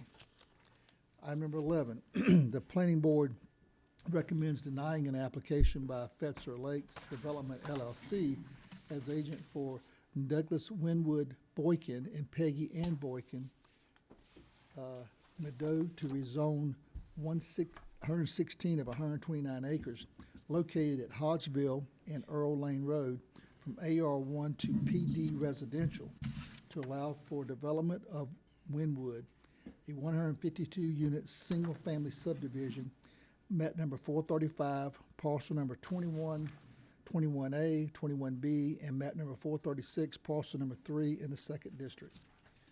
Public hearing will begin. Ms. Katie? This is Teresa. I'm stepping in because I've been working with the applicant since early last year. We first met with them in March of 2022 to discuss PD and any other zoning options. At the time, I think we were under moratorium for high-density single-family, so they opted to pursue PD, but it took a while. There were a few revisions, and so we have ended up at this stage now where we have a concept plan, which is in your packet, that shows 2 parcels actually being carved out. There's 2 estate lots that are planned to be carved out and are not being rezoned. But everything shown in the green and the blue and that mustard color are what we're talking about tonight. So this is on Hodgeville Road and will be served by a county water, sewer, and reuse. It is relatively low density, taken into account the wetlands, so the buildable acreage gives us a density of 2.2 units per acre. So it's an extremely low density development. It's 152 units proposed, and as you see from the concept plan, we've worked through the applicant with this to discuss layout, to discuss the need for a traffic study, which if approved, the next step would be land disturbance permit, and through the site plan review process, a traffic study would be completed, and that information would be included in any final plans. The applicant proposes to improve Earl Lane Road from Hodgeville up to the entrances that are on either side of it, and to widen and convey the additional right-of-way to the county and improve that road. It's currently, I believe, ash. I think it's an ash road. It's a dirt road. Surface. It's dirt road. Yes, it's dirt road. All right. And the applicant's representative is here, and the applicant himself is here. They can discuss that more. Let's see. So the open space of the total acreage is 70 acres. Obviously, you can see from the light green on that is mostly wetlands, but it does include a multipurpose field, a shade structure, open space with benches and parking, additional overflow parking into spots throughout the subdivision. So what we've tried to do in working with the applicant is to take what we've learned over the past year is the preference of the board, and to encourage them to include those kind of features in any subdivision. So this is really kind of the culmination of everything we've learned over the past year. So additional, overflow parking, the amenities, the kind of amenities we're looking for, and then the planning, the getting the traffic study ready, getting the wetlands delineation lined up. So at this stage, the staff are prepared to recommend approval because we've worked through them on the PD process, and this proposal with the PD document does meet all of the requirements of the ordinance. At the planning board, there was some opposition. I believe those folks are here tonight.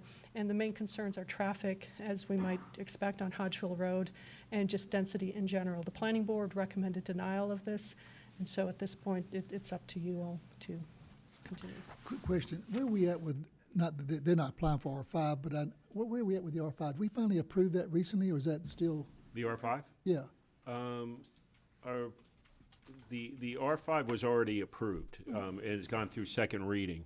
That's what I was thinking. Okay. This actually exceeds the. That's where I was going with that. Yeah. I want to make sure that, because I know I was contacted and asked about, possibly R6, and I said we're looking at changing the quality and character to have solid, stable growth.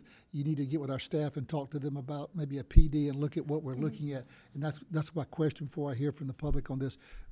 This would meet the standards of the high quality that we've asked for under the R5? Yes, actually, and it's, as we were nearing a final version of the PD document, with the applicant, we were also nearing a final version of R5 with the board.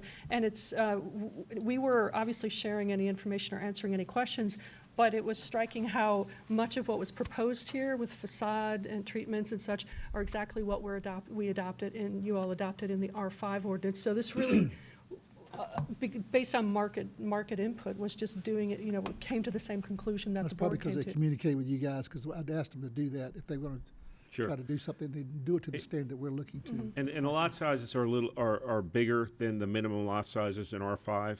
Okay. So in that way, it exceeds it. Okay. Meets all the other requirements. There may be other issues. I just want to make sure that it met that from my mind. It did, Okay. absolutely. All right, we open a public hearing. Anyone tonight speaking in favor of this rezoning request from AR1 to PD residential, you can come forward at this time.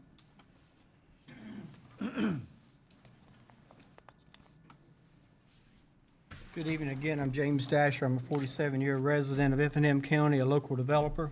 And what we've done was we've identified this area as a potential development. Great location, obviously, South Effingham. Folks like to get to it.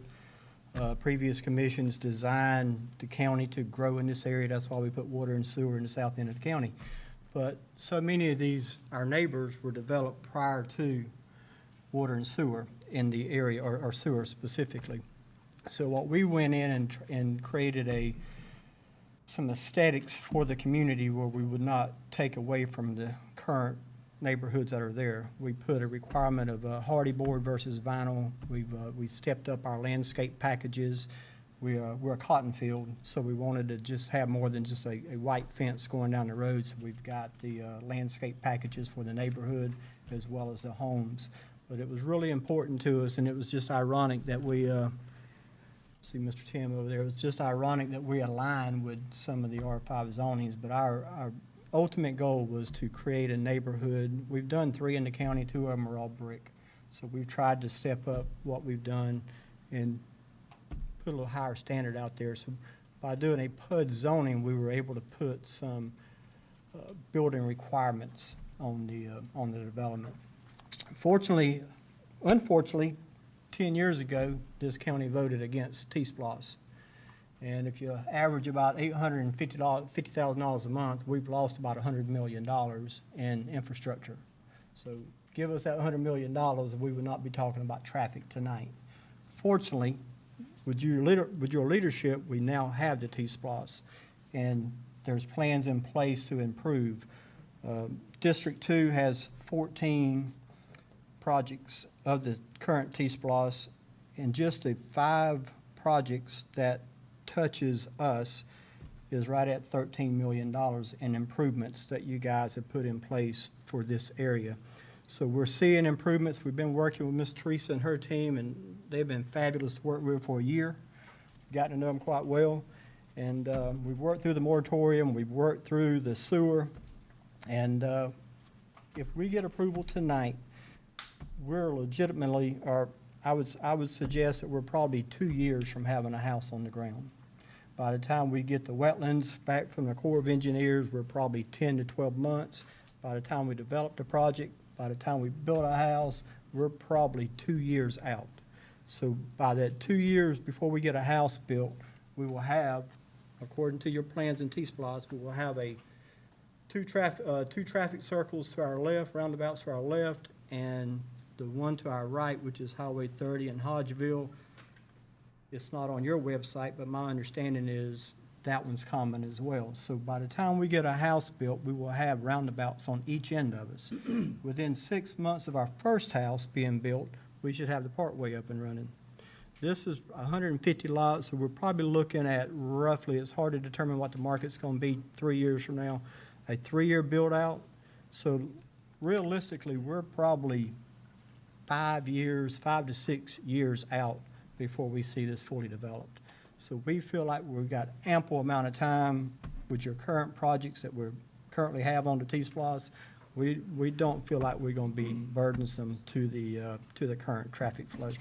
James Dasher, if you have any questions, I'll be sitting right here. But thank you for your consideration. I want to make one point of clarification here. I'm looking here, it has nothing to do with the project. The executive summary, it says that the December 19th, 2022 planning board meeting Alan Zipper made a motion for approval. Yeah, And the I motion- saw that. It's incorrect. That's incorrect, right? Because the That is reading said incorrect. it was denied. Incorrect. It's denial. I mean, it was The motion denial, to- and it That was was. a motion to deny by the planning board. Correct. Okay. That is a typo. My apologies. Probably ought to note that in the clerk, if you would. With that being said, Mr. Motion was to approve, his motion to deny. Okay. With that being said, Mr. Chairman, it was denied by the planning board, but it was recommended for approval from your staff. Correct. Yeah, we've got that here, that they're recommending approval, but didn't have that correct. I want to get that just for the record. Anyone else tonight speaking in favor of this request? AR1 to PD Residential. Anyone tonight speaking in opposition to this request? Okay, if you come to the microphone and state your name and state the reasons that you are in objecting to this request. Go ahead, man. Ladies first. Thank you. Good evening. This is my first commissioners meeting. My name is Christy Taylor. I have lived in White Bluff subdivision. Next month will be 22 years. I want to begin by saying I'm not against developing in this county, and I'm not against Mr. Dasher. I know his subdivisions are very, very nice. And somebody made the comment last time about having handy houses put up. That is 100% not my issue. I know his subdivisions are nice.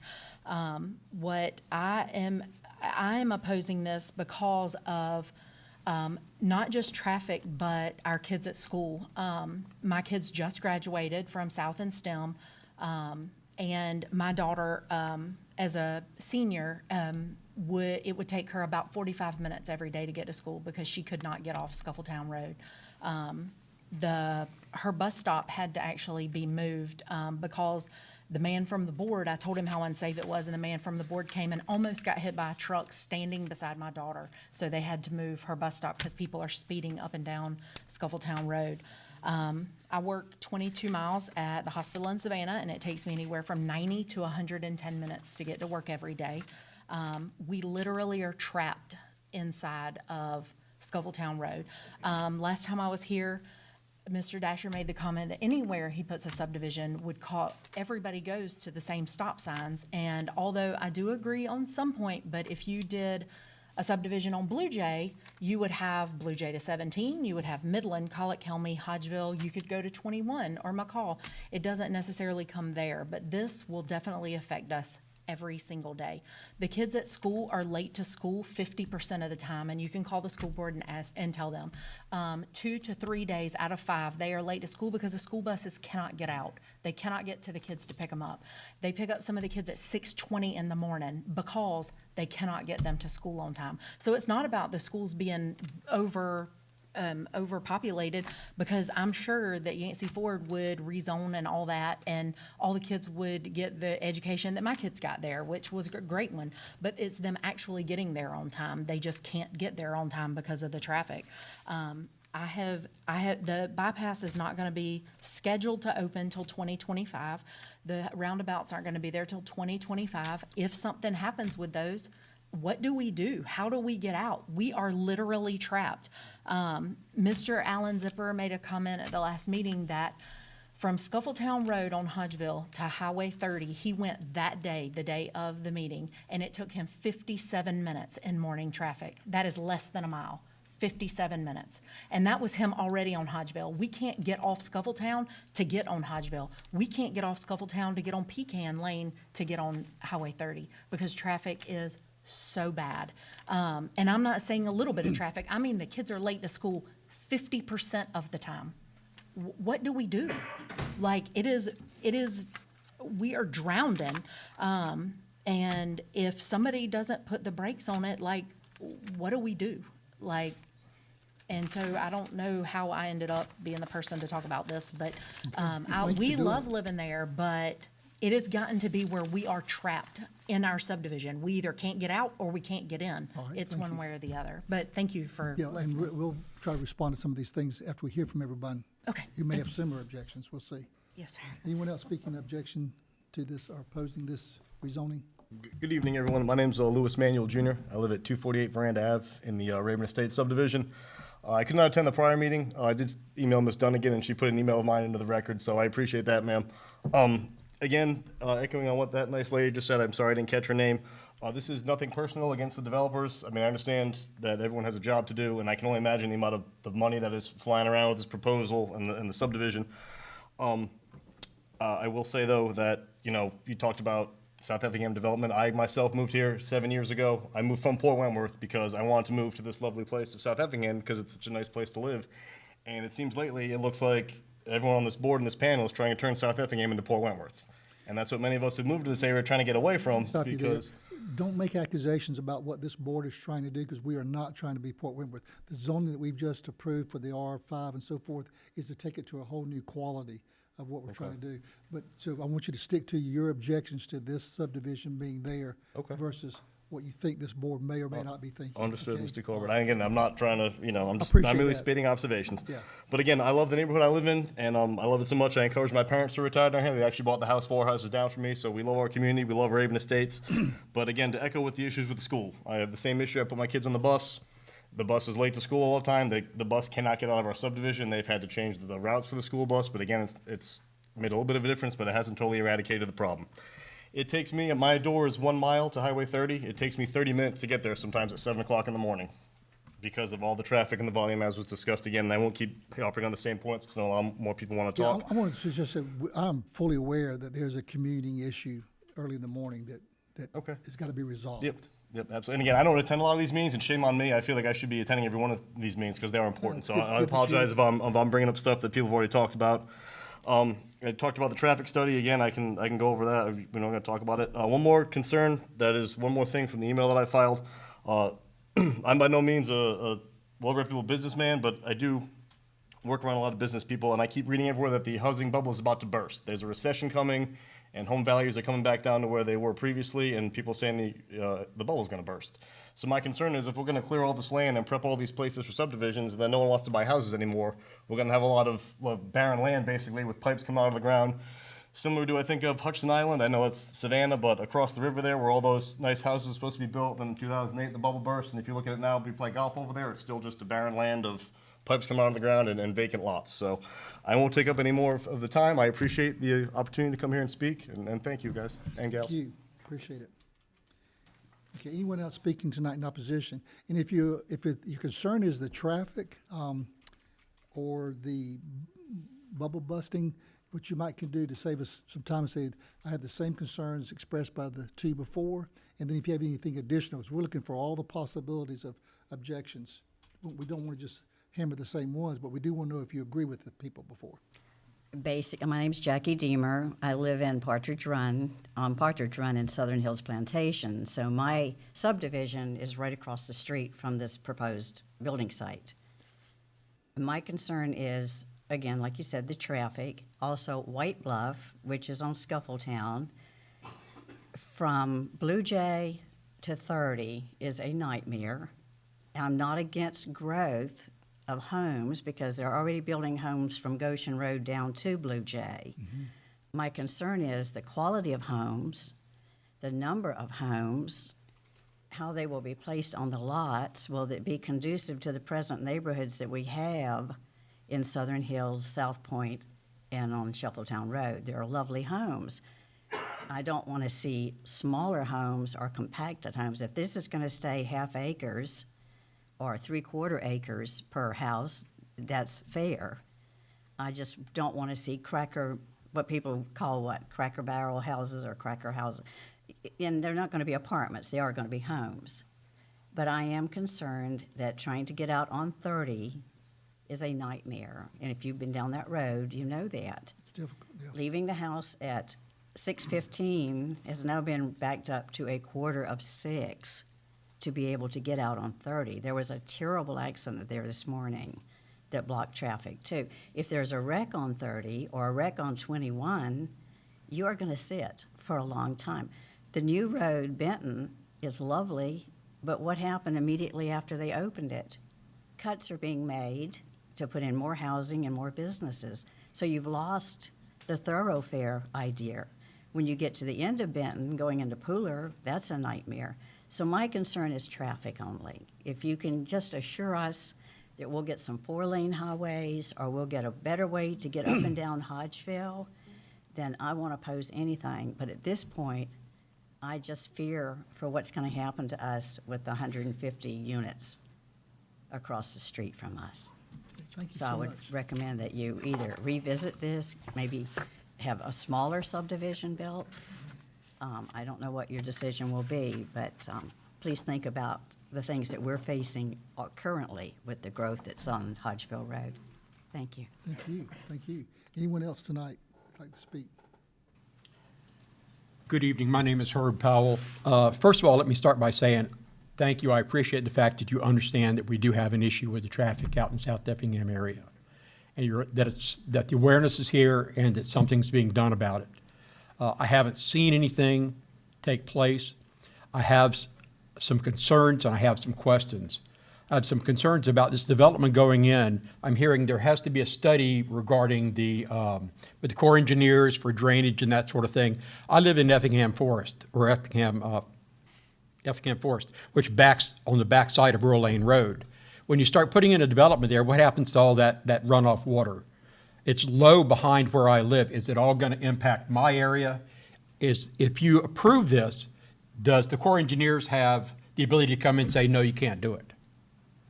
So that's a question. Yeah, let's try to answer that question and not get the board to help me with this, but I think what you just said is accurate.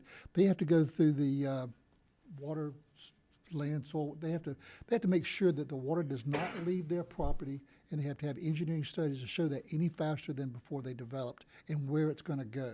Okay. Or it can be disallowed or not approved. So even if it's approved here, if the Corps engineers comes back and says, it's not going to fly, it's not going to fly? This is a zoning. We don't determine where they can actually build on it until this is a zoning. So I don't know if Okay. somebody wants to answer that question, or if our staff can answer that question, but they have to go through the Georgia Water, Soil and Yeah, Water, they have to right? go to Georgia Water and Soil, and they'll kind of make the determinations with regards to stormwater, as will we. Okay. We are the enforcing Enforcement mechanism. agency. Okay. For their review process. My concern is somebody makes money off of development and I end up having to get flood insurance. Yeah, they should not be able to, because they gotta go Okay. through so many engineering approvals from the state, and then we're the Okay. enforcing agency after they do that. And it can be stopped if it's gonna show that it's gonna cause water problems and drainage. with the Okay, current good. Thank plan. you. That answers my question. My other concern is traffic circles. Traffic circles to me are like when the only tool in your toolbox is a hammer, everything looks like a nail. Traffic circles are not the be-all, end-all. You cannot put a traffic circle at the end of Hodgeville and Colliquimney, or Highway 30 and Hodgeville, and have it be effective. And I understand there's going to be one at Colliquimney and Hodgeville also. Is that correct? And I'll let the manager speak to this, but we paid Pond and Company to do a traffic study of how we can best move traffic through that area. Right. And they've recommended a traffic circle at Goshen and Hodgeville, a traffic circle at Hodgeville and Colliquimney, and we're working with the state to get one at Highway 30. And that will be, so there will be no stopping and waiting for traffic. You'll be able to enter it and keep it moving. And they are saying, of course with the Parkway as well, that traffic circle is the best resolve. That's the engineering studies by the experts. That's the best of a bad situation, is what they're saying. Well, I can't say that's what they're saying. Right, no, I mean, that's I hear you. a comment, not a question.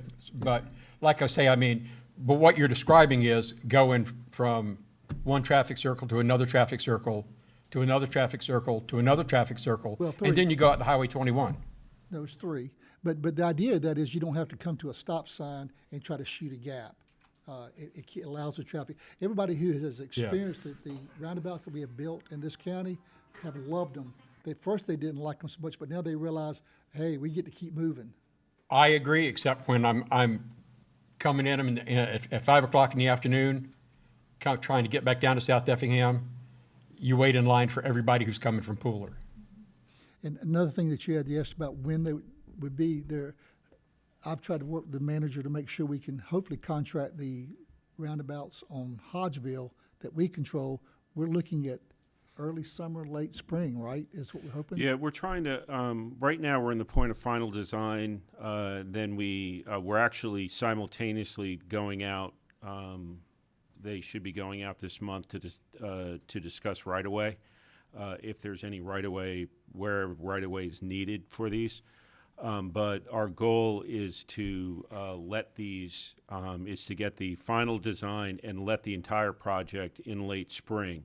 When I say the entire project, it's actually 3 roundabouts, one all the way up at Blue Jay and Hodgeville. Right. Which is far distance. The 2 that you just mentioned at Goshen and Hodgeville and Collick-Emily and Hodgeville. Also, the repaving, which will bring Hodgeville up to current standards, which means wider lanes. And we are also looking at turn lane improvements on Scuffletown and Forest Haven as well. So it's a very large package. We're trying to get it out as quickly as we can. If we have to split it up to get some work started sooner, we will. Right. But that's that's the combination of the work that's being done on Hodgeville. But we're hoping potentially, this the work- construction of this development could happen before these roads take place, before these. No, They won't. The development may start, but before a house is sold, I would doubt it. But this is going to be done 1.5 to 2 years, completely built out, Hodgeville?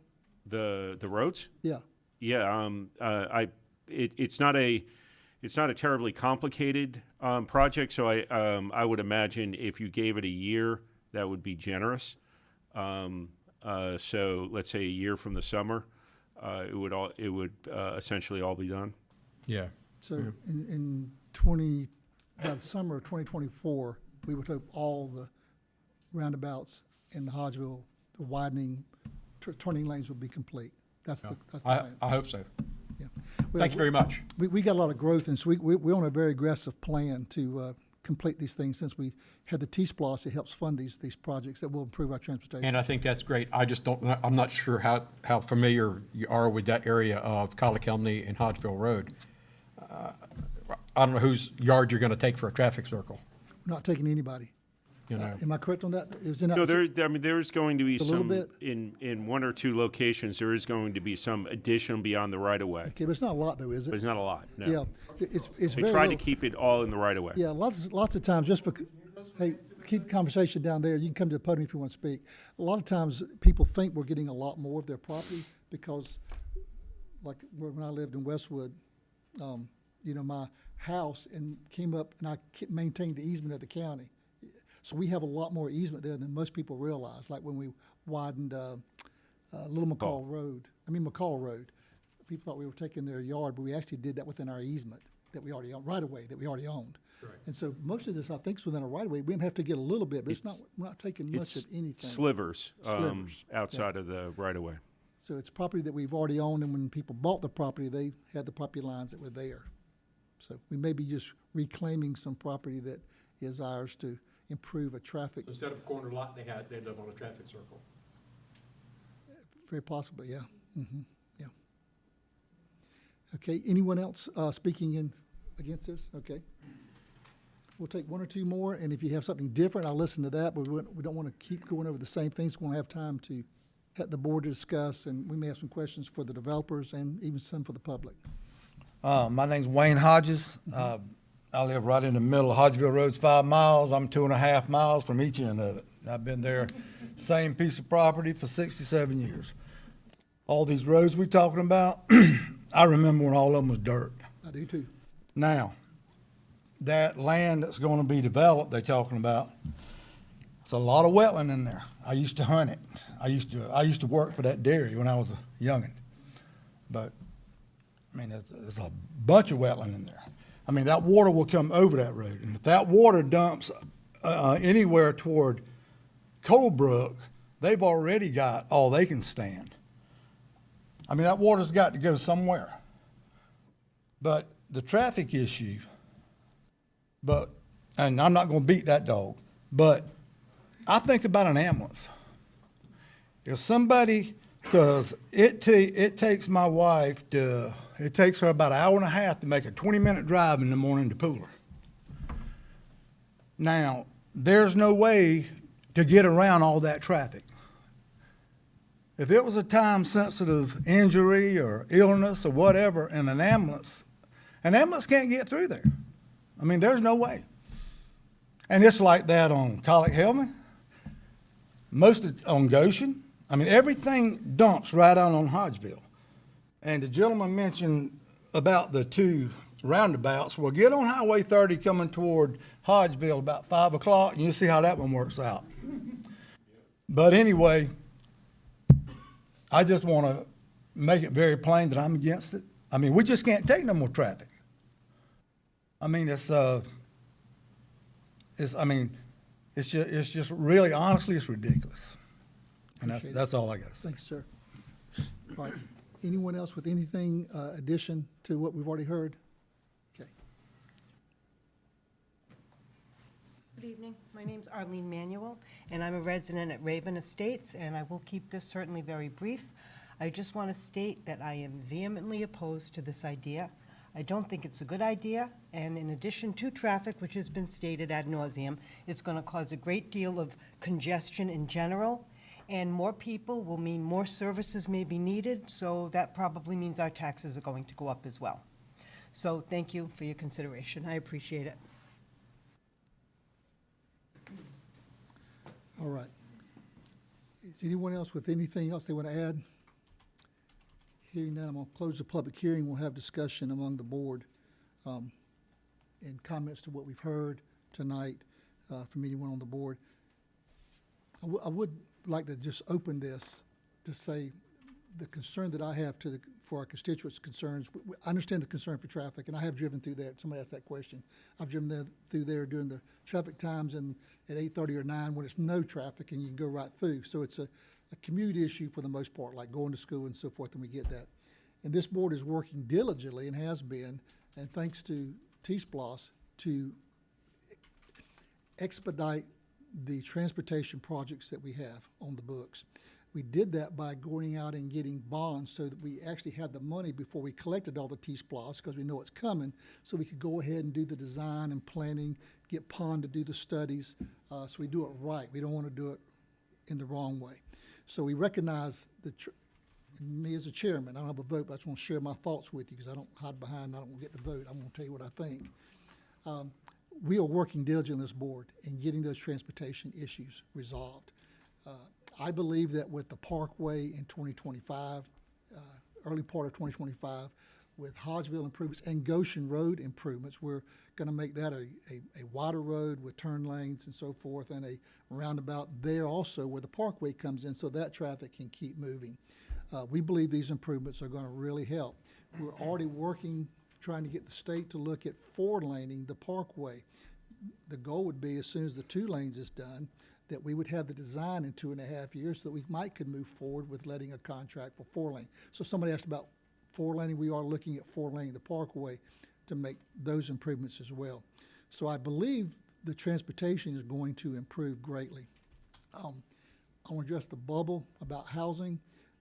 My personal opinion is, gentlemen, it will not decrease in the next 10 years here, simply because of the recent announcement of Hyundai. Looks like we're going to land a pretty large industry in the industrial park at Old Augusta. That's going to bring, I want to say it was, I don't remember, 800 jobs, bunch of jobs. There's over 10,000 jobs from the Hyundai project. I'm pretty confident that a lot of those folks are going to want to try to live up here. So we need the housing. I believe the quality of housing that we are trying to establish when we put that moratorium, so you know why we did that, was because we did not want to get the, I think call it the crackerbox houses and so forth. We got concerned with these R6s, so we're doing away with R6s. Even when these developers called and said, would you consider an R6 that's under moratorium? If you have any hope of getting this approved at all, you better talk to our staff about what the board's talking about for the quality of housing, because that makes the value go up for the taxes and the services. I could get into your taxes won't go up because of the services for these houses, because usually residential does create more service needs. But we're trying to keep a balance on this board, which I appreciate, of commercial, industrial, and residential. You got to have a good balance of that. If you have all residential, then you have high taxes, and all our kids, like mine, go to Atlanta to work or to Savannah or someplace. So we're working on industry, and we hopefully are landing one that will give us good, high-quality jobs to go along with the plants we already have here. So working on working on commercial, trying to get more commercial in this area. That's the balance. And so we actually are planning as a board, and I've suggested that with the industrial growth we've had, we're going to have some really good revenues coming in from the industry. And all the board has shown up, we got to see what our costs are, infrastructure like roads and four lanings and water and sewer, but we're looking at possibly some reduction in our taxes over the next couple of years, 3 or 4 years, not increases. You can hold me to the fire on that, come back in about 3 years if you don't see some rebates. Say, Mr. Corbett, you told me there was going to be a reduction, because I believe we're going to be able to do that. This board has spent a lot of money on master planning to design to do things correctly on Old Augusta to Hodgeville to the Parkway to Goshen to Blue Jay. We're doing a lot of work on those areas. So the housing in this area is not going to go down. It's probably going to go up, and I think most of the board would probably agree with my speculation on that. So those are the things we are working on. One last thing I'll say, I do not know if this board votes to stop this particular project that will impact the concerns tonight, because it will be, in 2 years you might have the first house built, you might complete it in 5 years. By then, we'll have, in 2 years, we'll have the Parkway, roundabouts. Goshen will be, if not finished, it'll be under construction by then. There's going to be so much improvement, as I've shared with people when I've had a chance to speak at clubs. Give us a couple, 3 years, you're going to see a big change in the transportation of this county. So I don't think denying this one will help the concern. What we've got to do as a board, I'm suggesting to them, is we've got to stay on task, keeping our contractors, our engineers, whatever it costs, to finish these projects in a timely fashion, because we have a problem now, not in 2 years when a project like this is built. We have a problem now, and we've got to resolve it now, and that's what we're working on. So with that, I'd have trouble denying a 152-unit complex, because I don't think it's going to impact the now. We're working on the now through what we're trying to do, better quality and better highways with better movement for more safety. So that's the chairman's thoughts on this, but I'm going to open it to the board.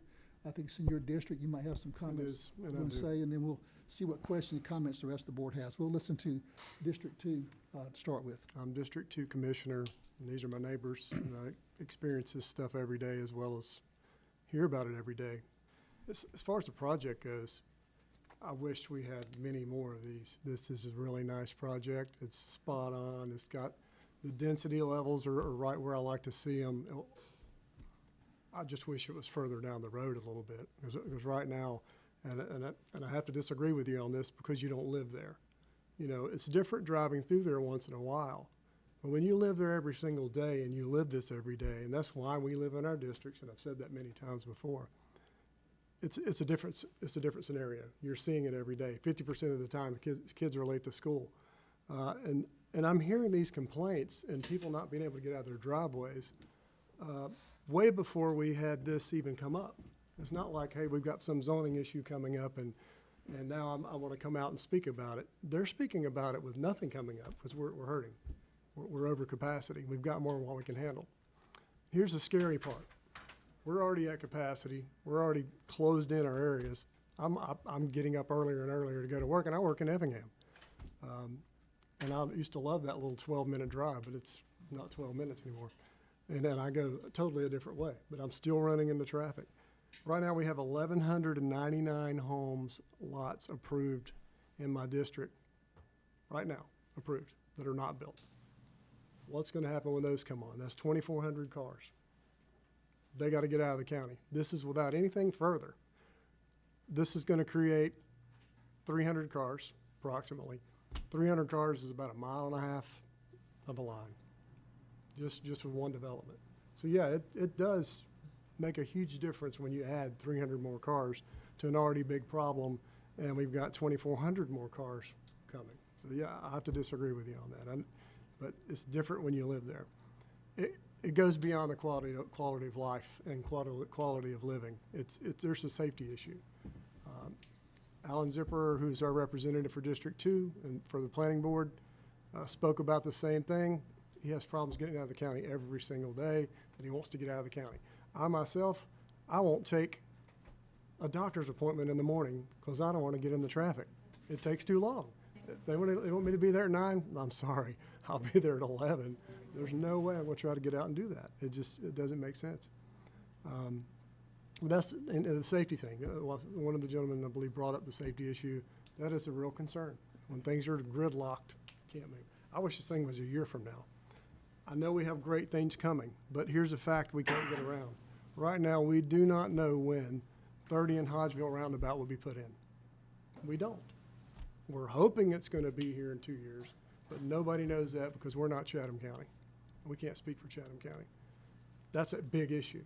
We can put in roundabouts on Hodgeville and on 30 in Collicami and on Midland and Collicami, on Midland and 30, but it's still not going to help 30 in Hodgeville. We've got to have that before we can move forward. You compile all that together, we've got a problem. We've got data here. Everybody says this board goes by data. This is data. That's a lot of cars we're going to put on the roads. I don't think we should put any more for a little while. Everybody knows and respects James. He's a great guy. I love what you're doing. I'd love to see more of it. I love the density. It's more Effingham of what we need. That's what we need to come back. It's just a little early. We need some relief first. We need to see a little bit of how this is going to impact us and see some of it materialize, and then move forward instead of moving forward and hoping we hit it right. And if we miss, we got problems, and even bigger than what we already have. So I just can't stand behind it today. Probably a year from now when we start seeing some daylight, I'd love to get behind it, but today I can't support it. Okay. Anyone else on the board? Said earlier. Yeah. Did you want them to address anything first? Yeah, that's what I was Okay. going to ask. All right. If you'd like, one of the commissioners would like for you to address some of the comments you heard tonight, any information you want to provide before they may, any other comments? I've asked Mike Hughes and Thomas and Hutt, he's helping us engineer the project, and I'd like for him to speak to the concern about the wetlands. I left, pulled up the Midland Road, I got pictures on my phone, pulled up the Midland Road Monday on the 26th at 8:02. Drove over to Pecan Lane, a couple of minutes later, took a picture of the stop sign. Drove over to, there was no cars in front of me at Midland, no cars in front of me at Pecan Lane. Drove over to Hodgeville, made a U-turn, pulled up to the stop sign, there was 3 cars in front of me. And If you please, I don't know make what any day it comments was. or I know what day it was. sounds in the back. I didn't interrupt you, so please allow me. Ma'am, listen, James, you need to talk to the board, not to the not to the audience. I In the pulled audience, up- you need to respect that they sat there while you shared, so please be quiet, and we'll give you an opportunity if you want to speak again in just a minute, if there's something new in opposition to what they say. All right, Mr. Dasher, go Pulled ahead. up to the roundabout, no traffic. Got to Benton and Highlands. There was the first red light I come to, there's a wreck. 2 police cars sitting there cleaning up a wreck. Take a left on Highlands, get to Jimmy DeLoach, there's probably 15 cars backed up there.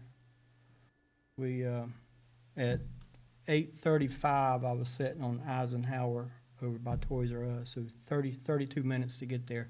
We don't have a traffic problem, we have a commute problem. That's what we have every day. And and the Board of Education has it in about 14 locations every day, but they've addressed it. They haven't ignored it for a year.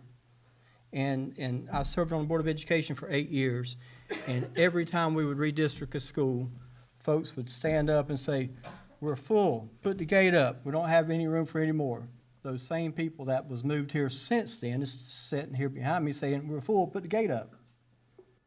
This is growth. We haven't called Gulfstream and said, "Stop creating jobs." We haven't called Georgia Ports and said, "Stop creating jobs." We've approved, you want to bring up Mr. Zipper, that's developing a dirt pit at the opposite end of Hodgeville where the congestion is not just at 6 a.m., it's also at 6 p.m.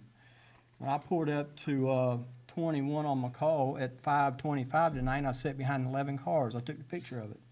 This is not just a Hodgeville concern.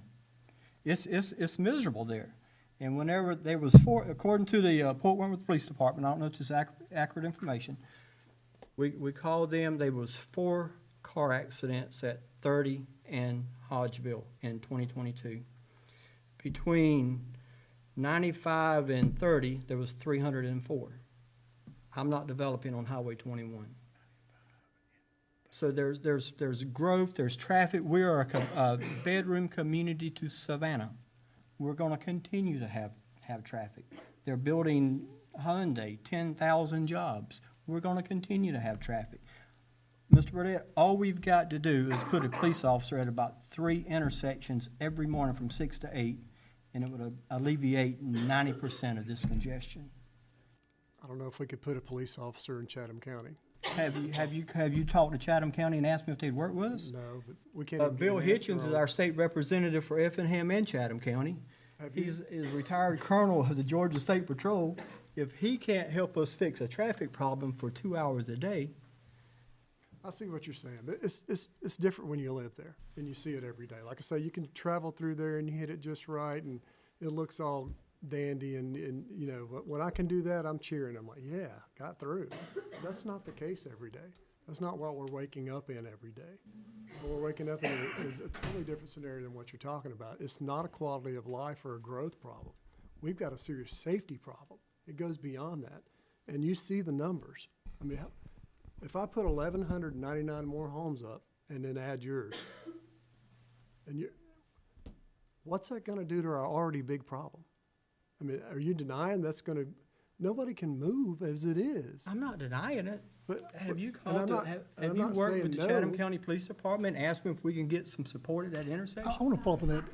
Have you worked with, how about the Effingham County Sheriff's Department at Midland and Hodgeville That's something we and could do 30? to help, but still, the Chatham County in that area, with the volume that's going through there right now, Well, yeah, it's this, something we could try and then maybe revisit this later. If we could do something now to where we get some relief, and it's not taking 110 minutes to go to get to school and get to work, and 45 minutes to go, you know, 3/4 of a mile, then we can revisit this. But right now, this is a situation we're living in, and it's not changing. If we can make that change, I'd be all ears. Like I say, down the line, I'd be all ears, because I think what you're doing is great. I'd like to see more of this in the county. Right now, our pressure point is so bad, it's become a safety issue. It's a safety problem. hey, Tim, just a question, because I know I talked to you about, just talking to the sheriff about a possible police officer working with Port Wentworth or something. Has anybody, do you know if the sheriff has been in any contact about, or our administration with Port Wentworth to see if they would be interested in even paying? I think we had talked about, I said, I think this board would probably pay for that police officer. We Have we had did, anything? and I'm going to have to refresh my notes because we had that conversation well over a year ago, and just off the top of my head, I don't remember what the results were. But I did have that. I did meet with the sheriff on that and bring up that issue. It does seem like something that we should put some money into.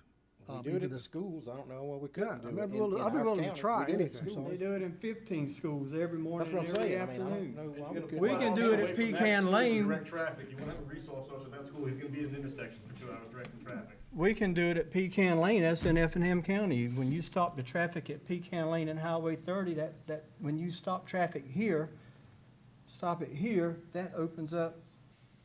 We should be playing Well, I think these are a little bit different questions or issues, but it addresses the now, which I was saying before, we have an issue now. Because I'm gonna go back to something I said earlier, I don't think stopping this subdivision is gonna affect the now. We need to affect, and that's why I was interested to We see. don't know that for a fact. Oh, I know it won't affect the now. But Is it not if you there? develop, I mean, we don't know how I know much that's a worse it's fact, gonna but make just I it don't in know the that. I future. do know that it will not affect it now. So if we had some answers Yeah, that we could yeah. rely on, when that would be you, one thing. when you have a wreck on Highway 21, All right, let me let the board, because I got you. I just want to address that, because I do think, regardless of what the board puts tonight, we need to be adamant about the now. I agree. And that's getting, if we have to pay And the Port future. Whitworth, or if we have to pay whatever we got to do, because if we can do something, we got to do it to help our traffic get in and out of the county, okay? yeah, we're 2 years out at best. It would be, if I'm gonna we come back get to public approval in a minute. Let tonight, me we're get this 2 here. years before we build a house. Okay, all right. Do you have any other thing you want to respond to that you heard from the constituents tonight? Mike's gonna respond to the wetland. I'm gonna kind of keep us moving. We want to hear. Hi, everything, yeah, but I'll not be repeat. very quick. My name is Mike Hughes with Thomas & Hutton Engineering. There were two comments or questions I want to address. One is certainly wetlands. We do have to go through the Army Corps of Engineers. They have to, number one, delineate the wetlands, or we delineate them and they approve them, right? So that is a process we have to go through. Not only that, because of where we're utilizing the roadway, there will be wetland impacts. That will also require a permit through the Army Corps of Engineers. So that is something we cannot bypass. It's a part of the process through development. We're just not at that stage yet. This is just rezoning. The other thing I just want to make sure we're thinking about too is when we think about housing and taxes and zoning, think about quality, don't think about size, right? Because the wider the road is, the bigger the lot is, you're actually putting more of a tax burden because the length of road you're adding versus the total number of houses is more. So you actually, if you use smaller quality houses, you can get a cost per square foot and a value per square foot higher while reducing the tax burden by reducing the total infrastructure you need for that lot. So I just want to make sure we're looking at quality. I think that's what we worked on with the county, was make sure we put a high quality product together, make sure you use good materials, make sure we add a buffer along the roadway that everyone experiences on Hodgeville. So I just put those things to bed. I know traffic is going to continue to be an issue, but if there's anything else I can address aside from that, I'm happy to do so. Okay, thank you, sir. Thank you. All right, the board's going to discuss now. We'll come back and see if there's anything you have to add and rebuttal. That's fine, but we don't want to repeat stuff. Anything else from any of the commission discuss? Any questions? Not right now.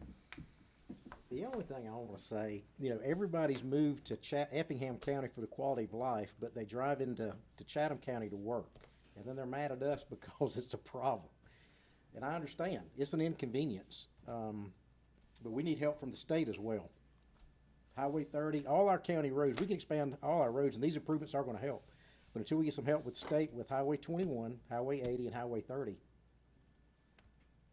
So we're working with GDOT. I know that. I know we have a meeting with them, I think, end of this month. Yep. To emphasize the need for that. The need for help on 21 and 30, yep. Yeah, so. Anything else? No. On this side? Yeah, I agree with you. We definitely have a problem today, and we've got the timeline on some of that relief, and we need continued support on T-Splost. But I don't think, regardless if we deny this today, I don't think that changes any of our traffic concerns today, and changes our timeline on completing our current projects we have in place. There's a reason why we live in our districts. And if this board's not gonna start honoring that, we've got a problem I there. wouldn't go there, Roger. By that, I don't It's not think about honoring it. We just don't agree. I experience this every day. You can't agree with me because you don't live there. No, I can't agree with you because I don't believe this project's going to You change don't see that. what I see, though. I do. No, you don't. Let You me don't ask a live there. simple, can I ask a question? This- So if he builds this neighborhood in my district, it's gonna travel down Highway 30. It's gonna still block all these people getting off of Hodgeville. So are we gonna stop all development? Are we No, gonna stop I'm all not the saying, people? we have to do something. Well, That's why we are hired to do this. That's why we are public servants. So we can take a step back and experience what people experience and do something about it. Instead of just saying, oh boy, that's growth, let's just go for it. That's just the way it is. But I don't think That's garbage. I don't think you're being fair to this board now saying that we're either. saying, Well, oh boy, I that's mean- growth. Because you know that we looked at I our. live there, Let and me then finish. everybody's looking at different things except when people live there. I get it. And I experience that. And I try and support you guys when you're in your areas. I do, I understand. Because you live but- there. But they, Yeah, but that's a double-edged sword, Roger, because you definitely didn't respect Reggie's wishes at the last meeting last month, and you definitely went hard at him against something he wanted. So, On the dirt pit? yeah. So don't, That's so, because of no, this you're being board. two-faced now. No, I'm not. No, You no, are. and I'll tell you why. You Because are. this board. You're being met two-faced. together- No, you are. All right, This hang on, board met guys. together. Hang on, Let me guys. make this statement. He brought that up, so I want to bring this up. No, you brought it up. No, I'm just the dirt finishing pit? it. No, No, about let me tell you what us happened not. with the dirt pit. All We right, all met speak about one the at a time, dirt. then I'm gonna pull it back together. We all met about this dirt pit, and we all agreed. We had a meeting, and we said we're going to keep dirt pits on state highways. So I thought that's what we were going to do, and then that got changed. Now tell me I'm lying about that. We talked about that. No, we talked about it at our The chairman- retreat, exactly. The chairman even brought and that was up. not what was said. And We didn't say we wanted to keep it on. We the said chairman made- McCall Road was going to change, and that was going to be a truck route. Eventually, yes, but No, very soon. I think there's The a, day the Effingham Parkway got redesigned, McCall Road became a truck route. right. well, then we made. Let's we stay need on to make task. that a truck- Let's stay on task. There's a difference in misunderstanding or misconceiving what we're trying to say and do. But here's the issue that I want you to be careful about saying that we're just not supporting because we don't live there. As I told you a couple weeks ago, I'm looking at this from my perspective, and I don't see how stopping this project impacts what's happening right now. Now, we did look at your district as a board and say, and that's why we're putting so much money in that district. We said there's a traffic issue. We need to put a lot of this T-splosh in that area. It will help the whole county, even if you build north of that. So that's why we're doing these improvements. Now, the traffic we are experiencing now, those who live in that area and those of us who travel there for doctor's appointments or whatever, because I do go to doctor's appointments in the morning, that's why I witnessed it. These traffic issues are without roundabouts, without parkways, without widening, and without turn lanes that we've hired and paid good money to have it shown to us. How do we eliminate or alleviate these issues? They've given us that. We're designing it. We're going to build it. And in 2.5 years, that full design is going to be done, including the parkway. The traffic issues we have right now, and I'll go on record, I do not believe we'll have in 2.5 years, and certainly this project will not impact 2.5 years from now. It will impact 2.5 years from now, but not now. And that's why I have a hard time saying no to growth that will not impact. If you're going to say no to the ones who are on the books now that are wanting to build. But you can't because they're already approved. But don't approve more. Exactly. Well, but the improvements will be there before. But that's a hope. It's not a hope. It is a hope. Well, that's your thoughts. In my opinion, it's not a hope. Because I see how government works now that I've been here. Well, let me for give you an almost example. 5 years. The reverse It diamond. doesn't go quick. You remember the reverse diamond on 2195? Yeah. We all said that's a bunch of junk. We need 6 lanes. Don't give us a reverse diamond. Now, who in this room can say you haven't been to that reverse diamond during busy times, and the dang thing works? And so the traffic study shows that it would work. The state went out and built it, and by golly, it works. Now, they're working on 6 lanes now, but that eliminated, even though the growth that eliminated the issues that we're having. And our pond studies show that if we do these studies with the parkway we don't have now, with improved Goshen and improved Hodgeville and McCall that we don't have now, but will have, it's going to be better. So There's 2 blocks of time that's the issue, because I travel to Lincoln every day. Now, I don't have to go to work in Chatham County anymore, but I can travel, I have no issues. It's from 5:30 to 8:30 every morning, then 4 o'clock to 6:30 in the evening. Other than that, you can travel all over this county. Everybody's moved up here for quality of life or the schools, but you drive to Chatham County. Well, I do Well, they hear- want to do I the same hear thing safety you did. issue, You and I moved here think we gotta 7 years address ago from Fort now. Wentworth. I agree. They want what you have. Just I want to apologize. Listen, There's plenty of space. I want to apologize to the No, board. don't I talk to the didn't- audience till they I come to know, the I know. podium, I'm just okay? making that I'm gonna point. let you come to the podium in just a minute, okay? I'm gonna let you come to the Let me podium in just a apologize to minute. the board. I didn't mean it that way. I just feel like I need some support on some of this stuff that I'm involved in every day, that I see, I'm passionate about. And I need some help sometimes. You know, I don't always get it right. But this I see so much, and I see these people in this stuff so much. And Jamie, you know, you catch pressure from people, and it's more than just pressure. It's these people, these are our neighbors, and that's what I'm experiencing and passionate about. I'm sorry, I don't mean it that way. We've supported each other a lot. I appreciate We work that. together a lot. I It's one of the appreciate reasons that. why I love serving on this board, because the knowledge and the data. Jamie, you're about data, And we do I work always look together. at data. Sometimes we gotta listen to people, though. You know, sometimes we gotta do something a little different. It might delay it a year. That's not gonna be a huge deal if we can get down the road a little piece. And, you know, I've already said I love what you're doing. It's just a little early. Let me do, Mr. Dasher, Mr. Wait a second, okay? I told these folks I'd give them a chance. If you want to make a couple of quick comments, I got to bring this public hearing to a close. I'm not gonna hold it So up, I'll let like the a rest couple of you speak, so choose wisely who speaks, because we already had a public hearing. Mr. Dasher I want to address what he said about the 26th, the day after Christmas. There was no traffic because people were off, because if the holiday's on Sunday, you have Monday off. Yeah, I recognize that. Wait a minute. I got in my car and went to Pooler in record time because there was no traffic because Yeah. people were not working. So I don't think it's fair that he took pictures on a day when there was no traffic. I got you. I reckon when he said that, it went shoom. And Yeah. I'm not supporting this because of that comment, Right. because I recognize that. But I have been there during the regular week times after 8:30, and it's not a trouble It's to go not through. bad after 8:30, 9 o'clock, but it's bad for those of us from 5:30 Got to it. 8, And and we you are just working- sit on that. got it, and we Okay, understand that. my problem is, this, I love your smile, but I did not move out here to go to work in Savannah. I moved out here to retire. I understand. And I'm not going to sit there and smile about the people who still work in Chatham County trying to get to work every day, sir. Well, That was not fair.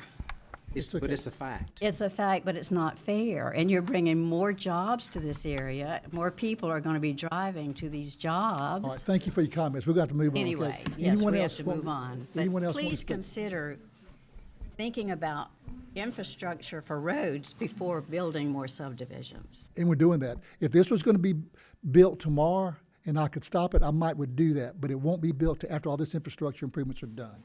So What's that's it. going to happen when they start bringing in everything to build? How are we going to get out of our subdivision then with all the dump trucks and the lumber and the house? I mean, there's a lot of things to think about here. Okay, thank you. I One appreciate last your comment, time. I'm going to close it and And you, call for a motion. my name's Christy Taylor.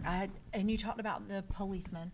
I have called on for years to get a policeman to come clock people on Scuffletown, years and years. When my daughter almost got hit by a truck and the guy from the board came, I've talked to Georgia State Patrol, I've talked to the county, and the county's exact words to me every time is, we are so thin, we do not have somebody to send. Georgia State Patrol has sent people, I had three Okay, times. that's a in, different issue. I like- got that. No, I'm talking ma'am, about. it is. Hang on a second. It is because that's our sheriff in our area. But we're talking about dealing with another county on an intersection. And I That's believe, what I was about to get to. I've also spoke with Matt Libby and Lee Sherrod about getting a policeman because people run that stop sign every single day.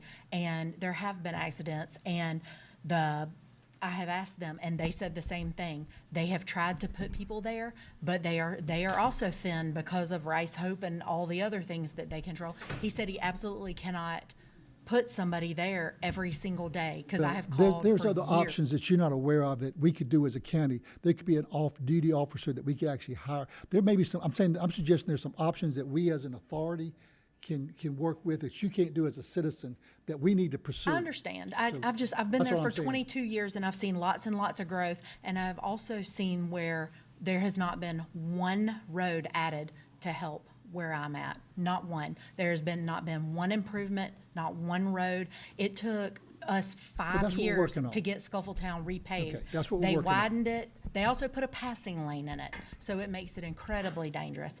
And this is some of the things that the people who don't live here don't see it when you cannot get out of your driveway. You absolutely can't. And I would work in Effingham County, Mr. Floyd, but I take care of breast cancer patients, and they don't do that in Effingham. So All right, let's close there's the public just- hearing with this comment. Ma'am, let's close the public hearing with this comment that the board recognizes those issues and concerns and difficulties, and that's why we hired the engineering firms to look at it, tell us what the best solution is, and that's why we're designing it as we speak, and we hope to be building it by the spring. And so we recognize it, and we're working diligently on those. All right, public hearing is closed. Is there any final comments from the board? I have one question. It's an honest question, Roger, because I'm trying to understand the issue.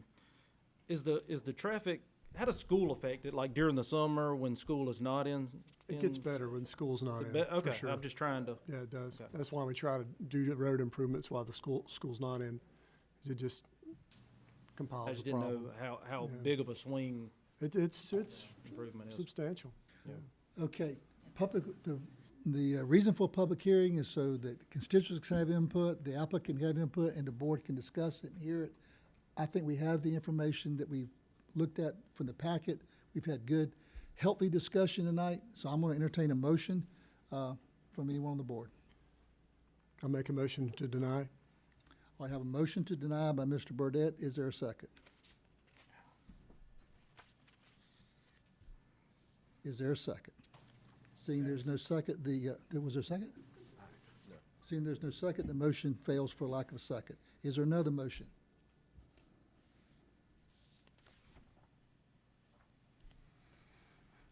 We got to have a motion to either table or approve alternative one. Can I with ask a conditions. question? Hmm? If we're certain that we can put some things in place to help the now, can we do that and visit this in 90 days? Well, I got to get a motion on this to either defeat it and bring that to as another agenda item. That would be something I would be willing to look at if we could make an impact on people's daily lives. And if that would truly work, I'd love to give it a shot. I just don't see how that impacts what they're doing. We need to do that whether they feel it or not. I agree. Even but- if you but deny th- it. But then if you saw some relief, you'd be, okay, I feel more comfortable doing this. And in 2 years, because in 2 years, when the first house comes out, Well, I'm- what if we've got 800 more that got lets you. out between now and then? It's gonna be huge. I'm looking, the motion to deny has failed for lack of second. Is there a motion to approve alternative one? I'll make a motion to approve alternative one. There's a motion by Mr. Deloach to approve alternative one. Is there a second? I'll second. Second by Mr. Floyd. All right, now we have a motion and a second. All in favor of alternative one, which is to approve this rezoning with the conditions that's given by staff and planning board? Say aye. Any opposed, say no. No. All right, I'm gonna take a roll call on this to make sure I get the ayes and noes right. Mr. Floyd? Aye. Mr. Burdette? No. Mr. Deloach? Mr. Loper? Mr. Kiefer? Aye. All right, so it's 4-1, so it is approved, and that zoning is approved. So we can move forward with the second reading, because we didn't add any additional conditions to this tonight. The Not second reading. unanimous. It's not unanimous. Does it have to be unanimous to do the Yeah. second reading? It does, okay. All right, the second reading will be, what's the date of the second reading, so everybody can know? January 17th. All right, January 17th, 2022, we'll have the second reading, and that'll at least give the board another couple of weeks to think about everything they've heard here, to see if there's any conditions that they want to add or to the project or whatever, okay? All right. So we're going to move to item number 13. That completes that hearing. For those who are here for that, if you want to stay around, you can. You're welcome to, but we're going to go quickly through these other items, hopefully. Item number 13, the planning board recommends approving the application by Ernest Zipperer to rezone 9 of 90.9 acres located at 835 Horsepen Road from, and 1886 Blue Jay Road from AR1 to I1 to allow for GDOT approved borrow pit, map number 394, parcel number 14 and 15 in the 4th District. The applicant has GDOT approval for a borrow source site, which is contracted out to Balfour Beatty, and reports that the dirt will be used for the parkway and transported directly to the construction site. It is it is a 9-acre. Gotcha. This is for the parkway. I'm gonna see if there's anybody that wants to speak in opposition to this borrow pit tonight. This is one that's opening just for the parkway. It'll close when the parkway's done. Correct, yes, sir. Anyone in opposition to this rezoning to the I-1 for that purpose? And to go back to AR1 at the end? Yes. Okay. Seeing no one speaking against it, in opposition to it, I'm gonna close the public hearing and entertain a motion for alternative one. Which one you on, 13? 13. Okay. You making a motion? I'll make a motion to approve staff and planning board recommendations. A second? Second. Second by Mr. Floyd. All in favor say aye. Aye. Any opposed, no. Hearing none, it passes. Second reading, consideration to approve the second reading of an application by Ernest Zipperer, which requests to rezone 90.90 acres from AR1 to I1 to allow for a GDOT-approved borrow pit located at 835 Horsepen Road and 1886 Blue Jay Road, map number 394, parcel number 14 and 15, the 4th District. Make a motion to approve second reading. Second. Motion by Mr. Loper, second by Mr. Deloach to approve the second reading. All in favor say aye. Aye. Any opposed, no. Hearing none, it passes unanimously. Item number 15, the planning board recommends approving an application by Chance, should that be Ron? Ran. Is it Ran? Okay. As agent for SFG GITC West LLC. A request approval of a sketch plan for Georgia International Trade Center West located at Hodgesville Road, map 34, parcel number 24, 24A, 26, 26C in the second district. Good evening. This is, this is a compilation of several parcels that over the course of the last year and a half have been either were already industrial or were rezoned to industrial. When the last parcel was rezoned, there was also a new concept plan that included a request for a variance from the buffer requirements. And this is when we really solidified the idea of a berm, reducing the width of a buffer in favor of increasing berm height. So that kind of this was the development that really settled that formula for us. What we have here today is the sketch plan for this. They've settled on their design. It's basically the same one that we saw during the variance and the rezoning. And what the applicant is asking for tonight is for approval of the sketch plan, which means they can then start submitting, they can finalize their site development plans. We're currently reviewing clearing and grading plans, but that was really expediting that to allow the movement of dirt between sites, and that's really not related to this. The final design of the sketch plan and then the site development plans would not be influenced by the movement of the dirt. That's more of a storage thing.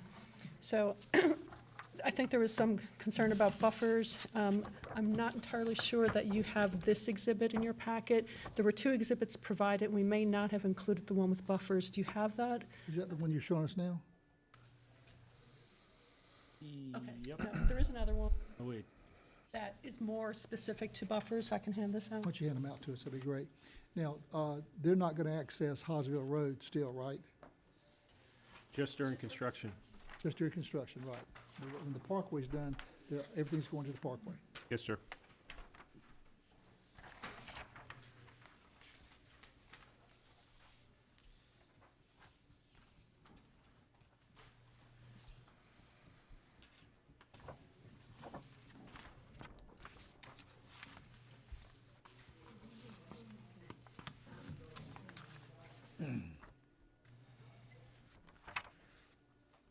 And this is the 25-foot berm. I remember discussing that, and its constituents didn't want the industrial property, but we allowed them to do it with a 25-foot berm. How much is the buffer there now? What's that buffer where that berm is? Is it still, is it less? It's like only a 150-foot buffer, we think, right?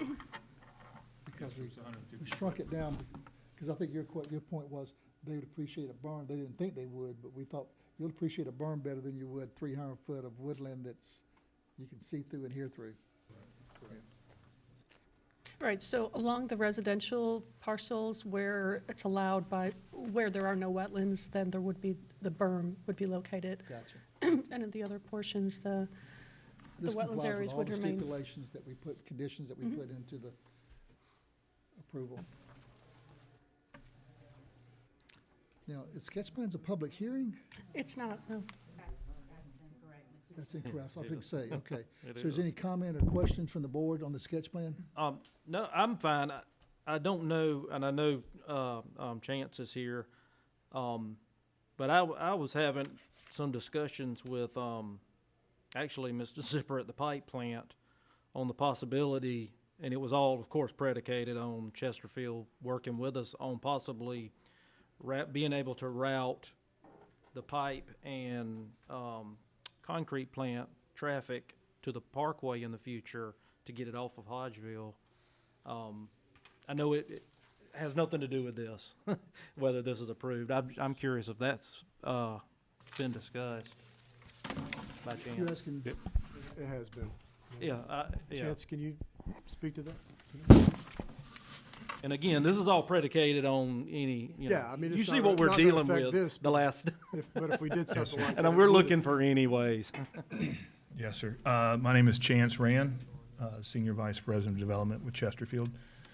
And To answer your question, Mr. Kiefer, yes, we have had, I've had some discussions regarding the possibility of rerouting the concrete plant traffic through our development down our spine road to the Parkway.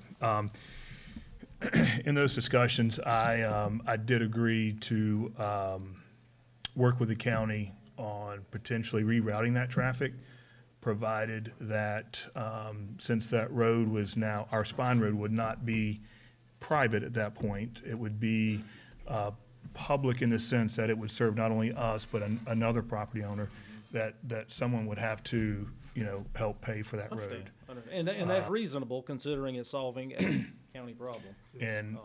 And so we are open to discussions with the county if the county is willing to participate in that, to help, I mean, I'd like, alleviate. to at least explore it. Sure, A little absolutely. deeper, and it may, We're willing to have those discussions. Yeah. Have you had any ideas as far as the design of the road to connect? So, we have, it's potentially gonna be a 30-foot wide, maybe 32 feet with curb and gutter, concrete road. We usually do our truck roads, loop roads on our sites in concrete. Would be curb and gutter with stormwater, drains and boxes. And usually it's 7-inch concrete. We may look at maybe beefing that up, perhaps 8-inch with the extra, concrete trucks, RCP, delivery, flatbeds, whatever. So we may bump that up a hair, but our typical standard is 7-inch thick concrete.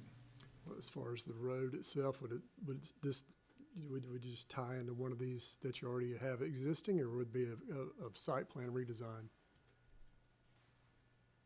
It would have to be a small redesign. Just looking at the sketch plan, we would probably have to come off behind the plant, come through our pond, behind building 1. In some way, shape, or form, not exactly sure yet, to be honest with you. Haven't looked at it in detail, but I think there is, we'll have to look at the storm drainage, make sure we still have the adequate capacity, for our stormwater runoff, which we should, hopefully. But, all those, we can work through those details at the appropriate time. Yeah. Well, I'm just saying, these are kind of the things I think we can do as a county to alleviate some of these issues. District 2 a little bit. Absolutely. Yeah, yes, sir. Also, Well, I like with the new fire station going in, that could give direct access for the fire, in an event. true. But also, Mr. Zippers agreed to even close that interest totally That's if we right. could Now, do that. I'll say what we do not, we don't prefer to open it up to public traffic. Right? I don't think that would be a To a break cut or- through from yeah. Hodgeville, it's specifically for us and Mr. Zipper, And if we close that off, that would eliminate that and- possibility. and perhaps the fire station, Not to have only that take direct away access to the parkway. Concrete trucks, but take away the Oh, I would, flatbeds yeah.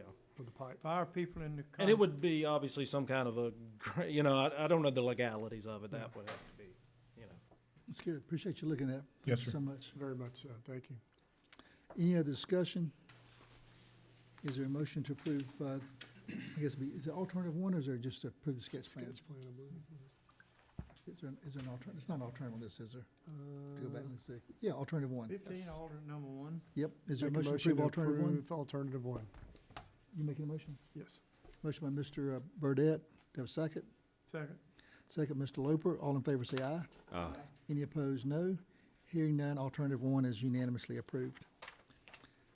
Item number 16, the planning board is recommends approving application by Oleg Miknik. Request to rezone 9.7 of 14.99 acres located on Highway 21 from B3 to I1 to allow for the expansion of adjacent industrial use, map number 465, parcel number 1 in the 5th district. Yes, thank you. The applicant is currently operating out of these industrial zoned parcels and wishes to expand car export business into half of this B3 parcel as well, which is adjacent.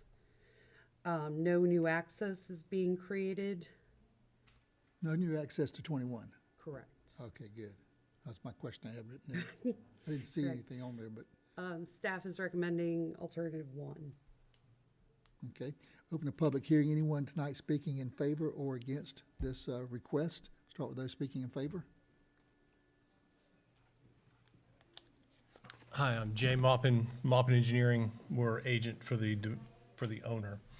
And we're subdividing off, the reason we're only asking for the back portion of this, we're subdividing off the front of this, the frontage along 21, and going to keep it as B3 so that you won't have any of that appearance out on the main road.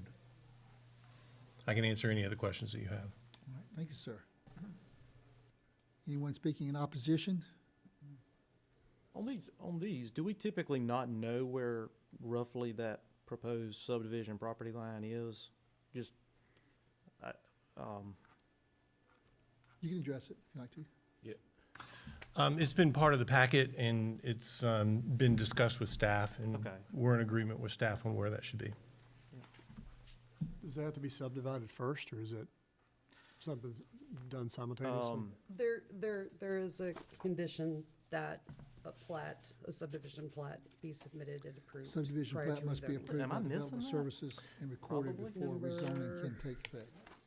One of that's condition 6. I can't find it. It's number 6. Condition 6. Okay. The plat has been submitted as well as in the process, and so we're kind of in the chicken and egg thing with it. Okay, So if you approve it tonight, that's going to have to be submitted I see. to take effect. There's 7 conditions there. Not finding it. It's an attachment? Yes, 7 of them. What PDF page is that? 600. Oh, There's- out of the total. Jim. 600. 600? PDF page 600? That's what it says at the bottom here, 600. Yeah. The main one. Yeah, no, I know which item it is. I was talking about an actually proposed plat. Is that what y'all said or not? Oh. We don't have that. We do not. Okay, We okay. do not have that. No, I'm Okay. sorry. The condition is they have to submit it. And I think he's saying you've already submitted it. We just don't have it. Okay. Is that right? Yeah, and we're drawing that line where it falls naturally. There's a big wetland system right there, and so we're using the wetland system as part of as the 50-foot buffer and so forth. I got you. We'll email. what It's just, we got I'm just tomorrow. visually protecting 21s. I want to make sure of. If you, in the next item, there are several With the exhibits variances, that yeah. do show the approximate line. Okay. Are you thinking you need to table this so the staff can? No, not verify at all. that? Not at all. Okay. All right. So, All right. I We'll see. close the Okay. public hearing and see if there's any, a motion from the board. Anyone make a motion for alternative 1 to approve staff and planning board recommendations? make a motion to approve alternative 1. Second. Okay, motion by Mr. Kiefer, second by Mr. Loper. All in favor say aye. Any opposed, no. Hearing none, it passes unanimously. The second reading, consideration to approve the second reading of an application by Oleg Miknik. Am I pronouncing that right?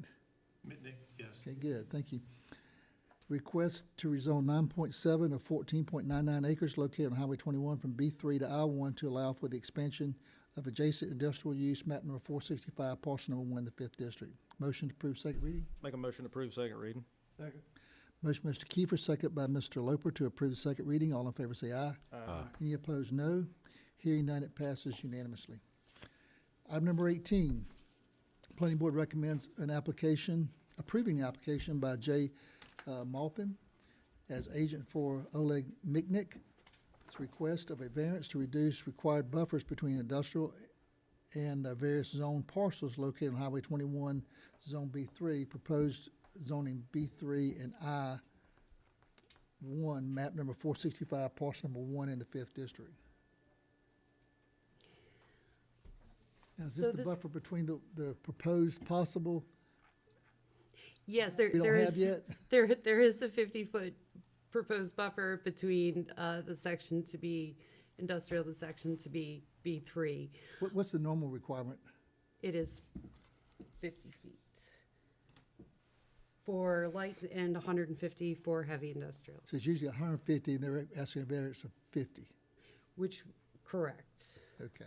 correct. But they currently own both parcels. But they currently and own it would- both, And you've obviously got, it would be for any purchaser Yeah. would know that. Correct. There's also, there would be a reduction along this Air One county easement to basically eliminate the buffer, which there is really no buffer to speak of with the already commercial and industrial properties along that. The one comment that the planning board did have was that there does show a 25-foot buffer between industrial and B3 over on the west side here.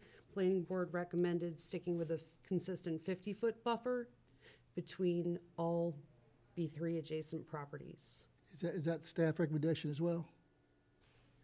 We had not added that. We were going for approval as submitted, but we do agree with it.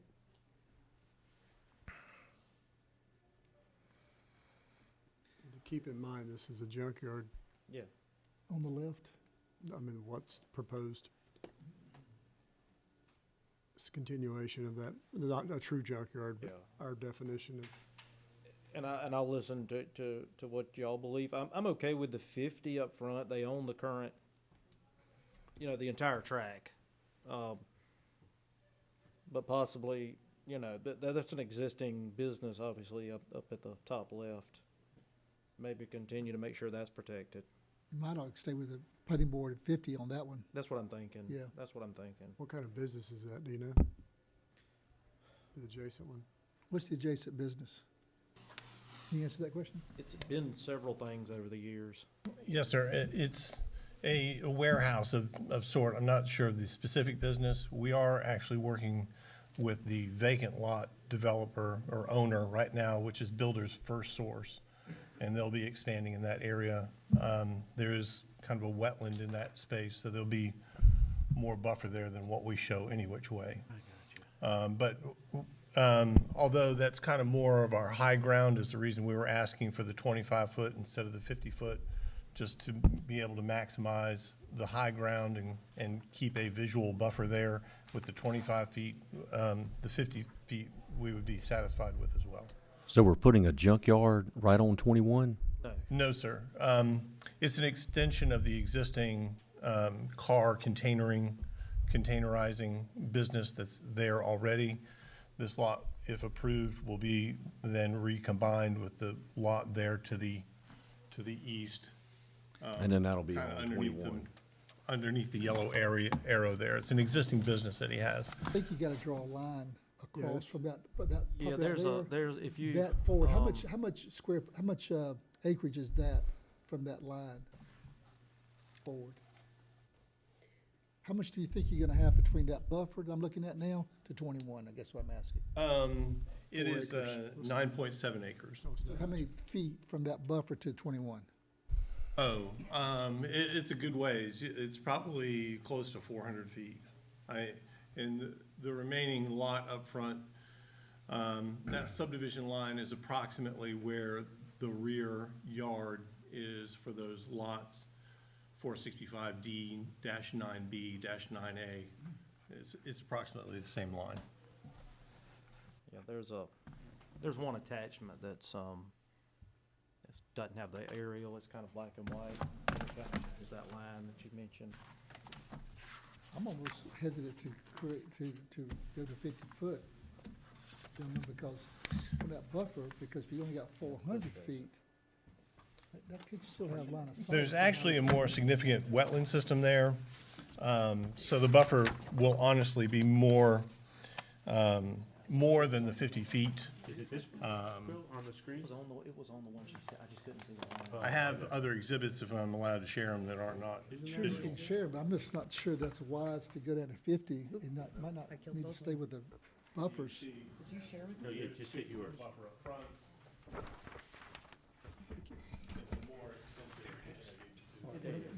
Tell me what I'm looking at here. Where's 21? Yeah. It doesn't show 21. Oh, okay. Down here? Yeah. That's that 50-foot buffer. There would be actually more buffer because it's wetland. Oh, okay.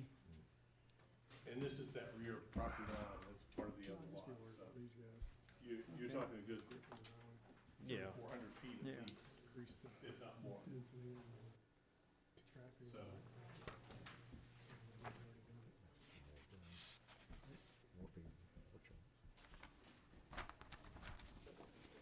Okay, the request is for a variance to the buffer. Is any opposition to this request tonight? Let's continue with our public hearing first. Any opposition to this variance decrease from 150 to 50? Okay, so right now, And so we're gonna take the industrial buffer down to 50 feet. well, that's what they're asking for. Yeah, I just think that's way too small, but that's just my opinion. Yeah, I tend to be hesitant to get, what's the corridor that we have that we're approving right now along 21? How big, Tim, how wide is that corridor we're trying to keep the aesthetics? Is it like 400 feet? What'd you say? Corridor that we're looking at trying to approve, you know, that Springfoot has done to keep a good look on the 21 corridor. How much was that? Because they did some research and study, and they came up with that was the right distance. When they did those corridors as part of the SNME study, do you know how deep they go into the, okay. I mean, I would venture to say it's whatever a full deep commercial lot, commercial parcel is. And I will say on that, the portion is that the area that, that Builders First Source is looking at right now? Into your property? No, they're going to be doing the adjoining lots. Right where her cursor I'm was, working with them. Right there, Oop, down there. Down. I'm sorry, one I'm more sorry, time. she's pointing on the cursor. I Well, was- what keeps coming to mind is typically whenever Yeah. we've reduced industrial buffer, we've gotten something back, like a berm or something. Now, again, we're not asking for the entire parcel. We're trying to maintain the commercial nature along 21. So that's the reason that we're reducing the buffer, is that we're not going to push all the way forward and create that visual blight along 21. But let me share a So- concern that I have with that, and correct me if I'm wrong on this, but we have allowed wetlands to be part of that buffer, even in your district, I think, on that subdivision, and they came back later and got permission from Corps, somebody to fill in and do. That's where it gets you, and I trust that, what you're saying, but we do have to be careful that, you know, we don't, because it's wetlands anyway, and then they get permitted to fill it, and, That's you know. what I'm saying. and That's I what just I'm wanna be saying. careful in those situations. That's what I'm saying, but- so I'm really, I think I'm One thing talking about with this, you now, saying that I'm concerned that you make it 50 foot, and suddenly it's 400 foot, if that got permitted and filled in, and you put some type of commercial that's not real high or spaced right, you could see it. I'm hesitant about reducing that buffer from 150 to 50, just because wetlands is there. I wonder if you could push that buffer more towards 21 and maintain it that way.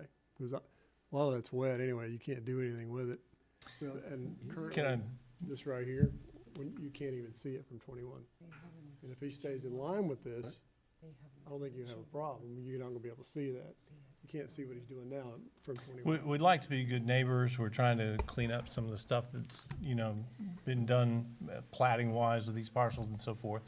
So, I'd be happy, could I at least during the course of this meeting offer a compromise and say 100 feet and leave the commercial parcel on the front so that we can have a usable commercial parcel along the frontage.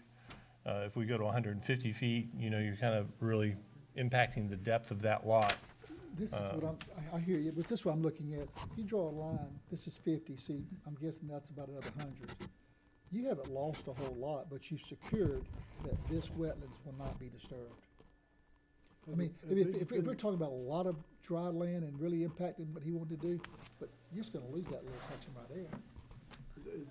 Has the wetlands been delineated? Yes. So these are What's firm. shown is the actual wetland line. And, wetland impacts are not a small deal. You're talking about $500,000 an acre just in the impact fees. Impacting what he wants to do, I mean- but we're keeping the 150 buffer. I don't see that if we keep it at 150, we're gonna materially impact what you're trying to do with the good high land. Forrest, you see what I'm talking about? You move that back another 100 feet, that's the only cut that's gonna be impacted. And I hate to see us get into a situation where we approve it with 50, and then we have this wetlands filled in permanently later on, and suddenly we got an issue. We can solve that by just sticking to our variance, to our current 150. I don't think it's gonna damage the project that he wants to do materially.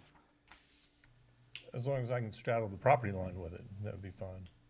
What's that? As long as I can straddle the property line with it, where it's a total of 150. Run the property line back, it wouldn't be straddled. That'd have to be another variance requested on the B3 property, right? That'd be a whole different request. Okay. You could come with that request, I guess, and then if we approve that, we could approve a variance to 150, but tonight we can only approve either 50 or leave it where it's at. That's the request.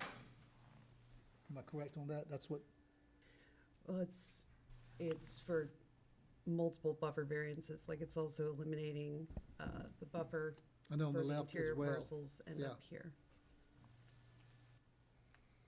to this industrial parcel as well. If he owned those properties, that might be a different story on the other zone Correct, properties. these are same ownership right here, this one is not. But the one on 21, he owns it, but that's 21. That's what we're Correct. trying to protect. Other side is a different issue. And the 5 acres from 21 back, approximately 5 acres is remaining B3. Yes.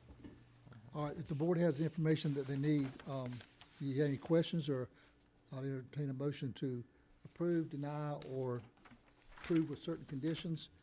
Anybody want to take a stab at making a motion? Well, I would, but now you got me so confused. Well, I guess. Let me call for some different motions. Is there a motion to approve with the buffer of 50 and 25? If there's no motion, then that will stop it right there, and we'll go to another motion. Does anybody want to approve it as it's presented with alternative one? Not as presented, let's continue talking. All right. Is there a motion to approve, to deny the 50-foot buffer on the back end of the, or I guess the front end of the property that's been rezoned, and then approve the other buffers? In other words, there'd be 25, whatever you've got on here would still be there, except it'd be 150 facing 21. Is there a motion for that? I know I want to protect on that 25% because that's an existing business, and All right, let me ask another motion then. Is there a motion for to remain at 150 and give a 50-foot variance for the it'd be a 100-foot variance. north end of that property, I guess it'd be called? What's the required buffer now? 150. So it'd be a 100-foot variance, right? Yeah, I'm sorry, 100-foot variance. Okay. Yeah, I said it wrong. So is there a motion to give a 100-foot variance along the properties to the left or the north of this property? And then leave the buffers for the west side at 150? And how about the back of the property? Is there a request for I'm a not variance concerned about the north and the eastern property line so much. And one thing I keep in mind, if this is an expansion of You mean the south?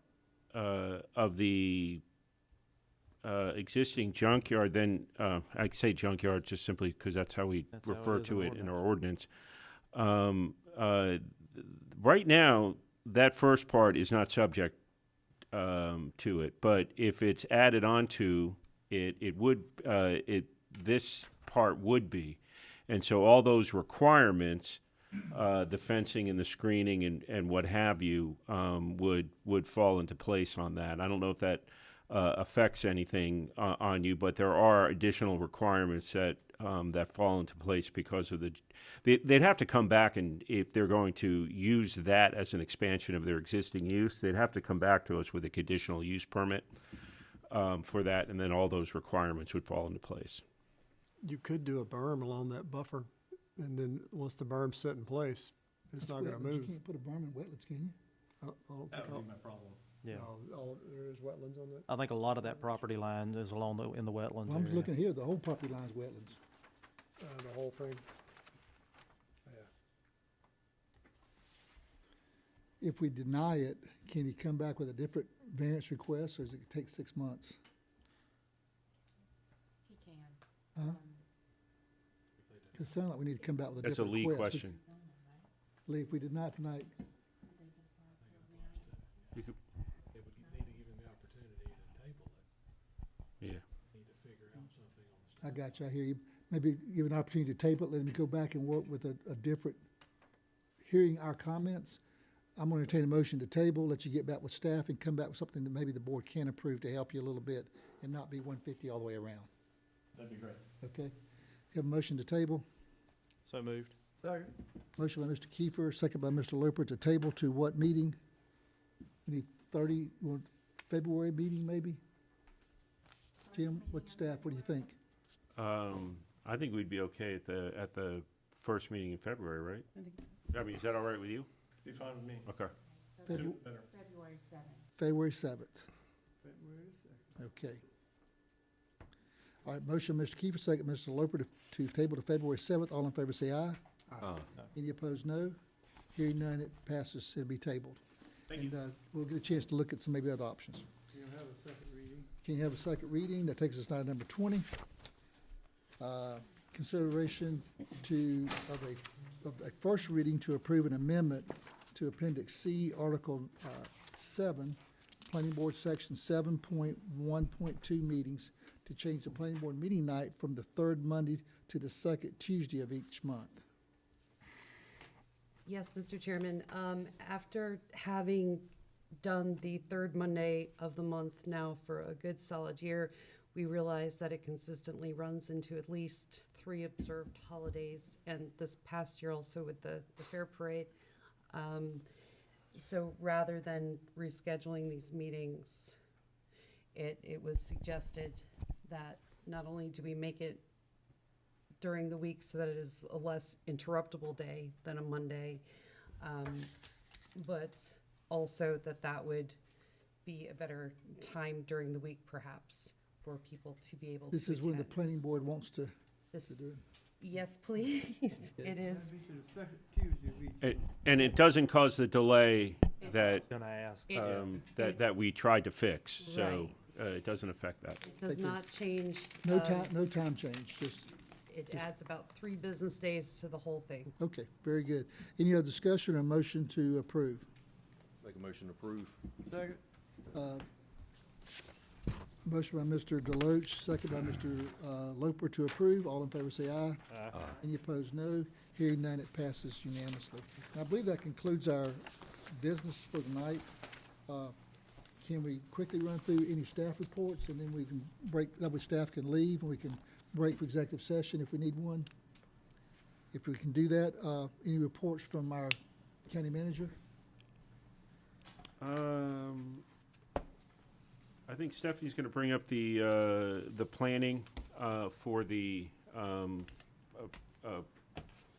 end of the month for the, Effingham Day at the Capitol. Okay. But if not, please, if there are topics, please let me know what you want addressed. Also, at the next meeting, second meeting in January, and I'll be reaching out to y'all. Some of you I've already mentioned this to.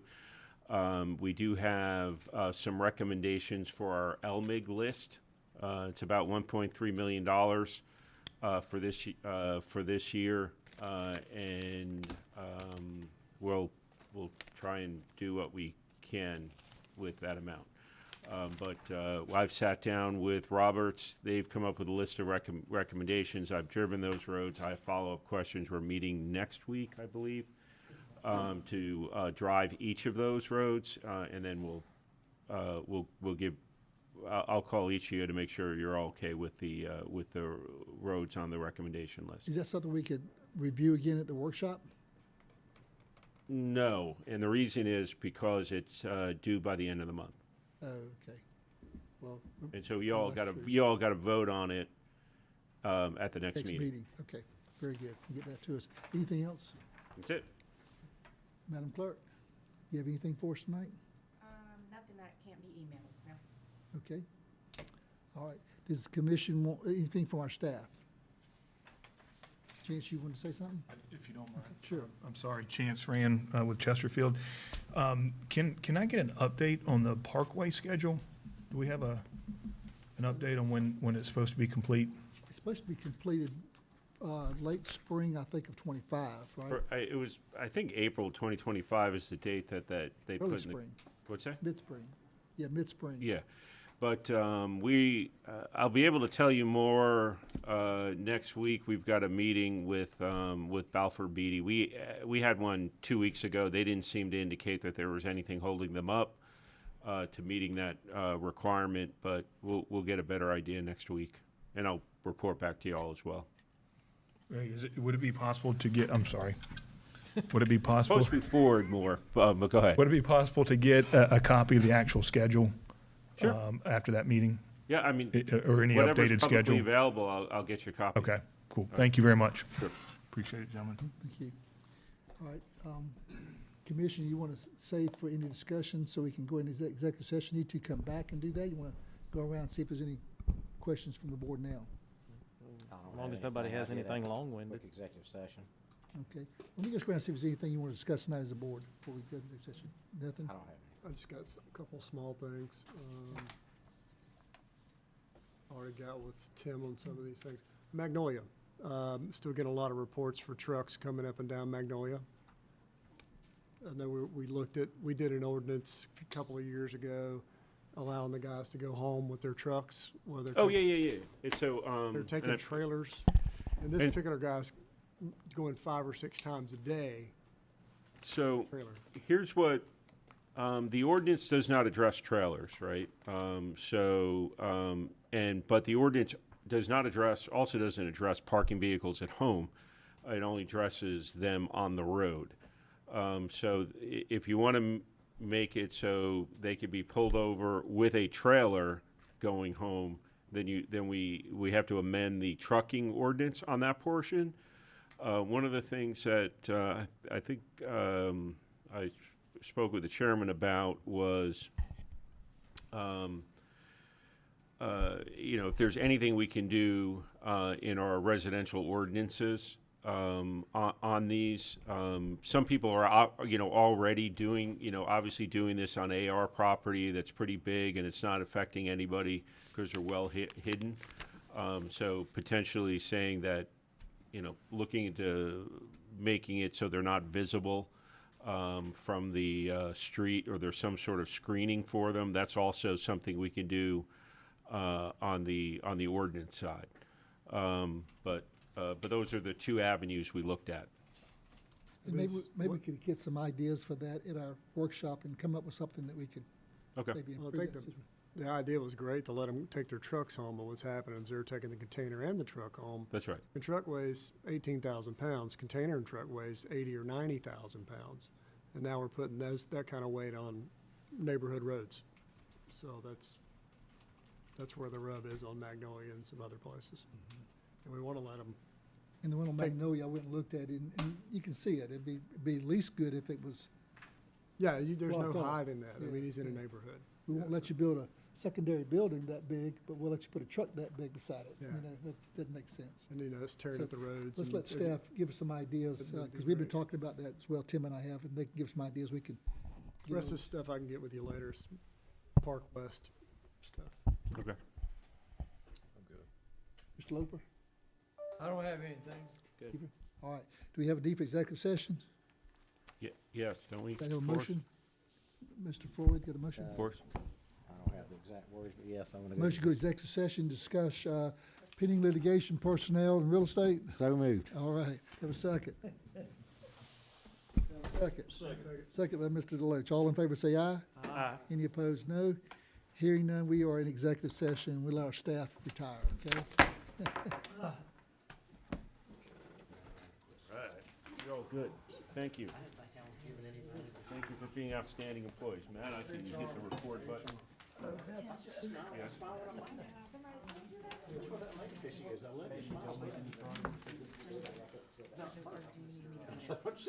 I have it. He is on a Post-it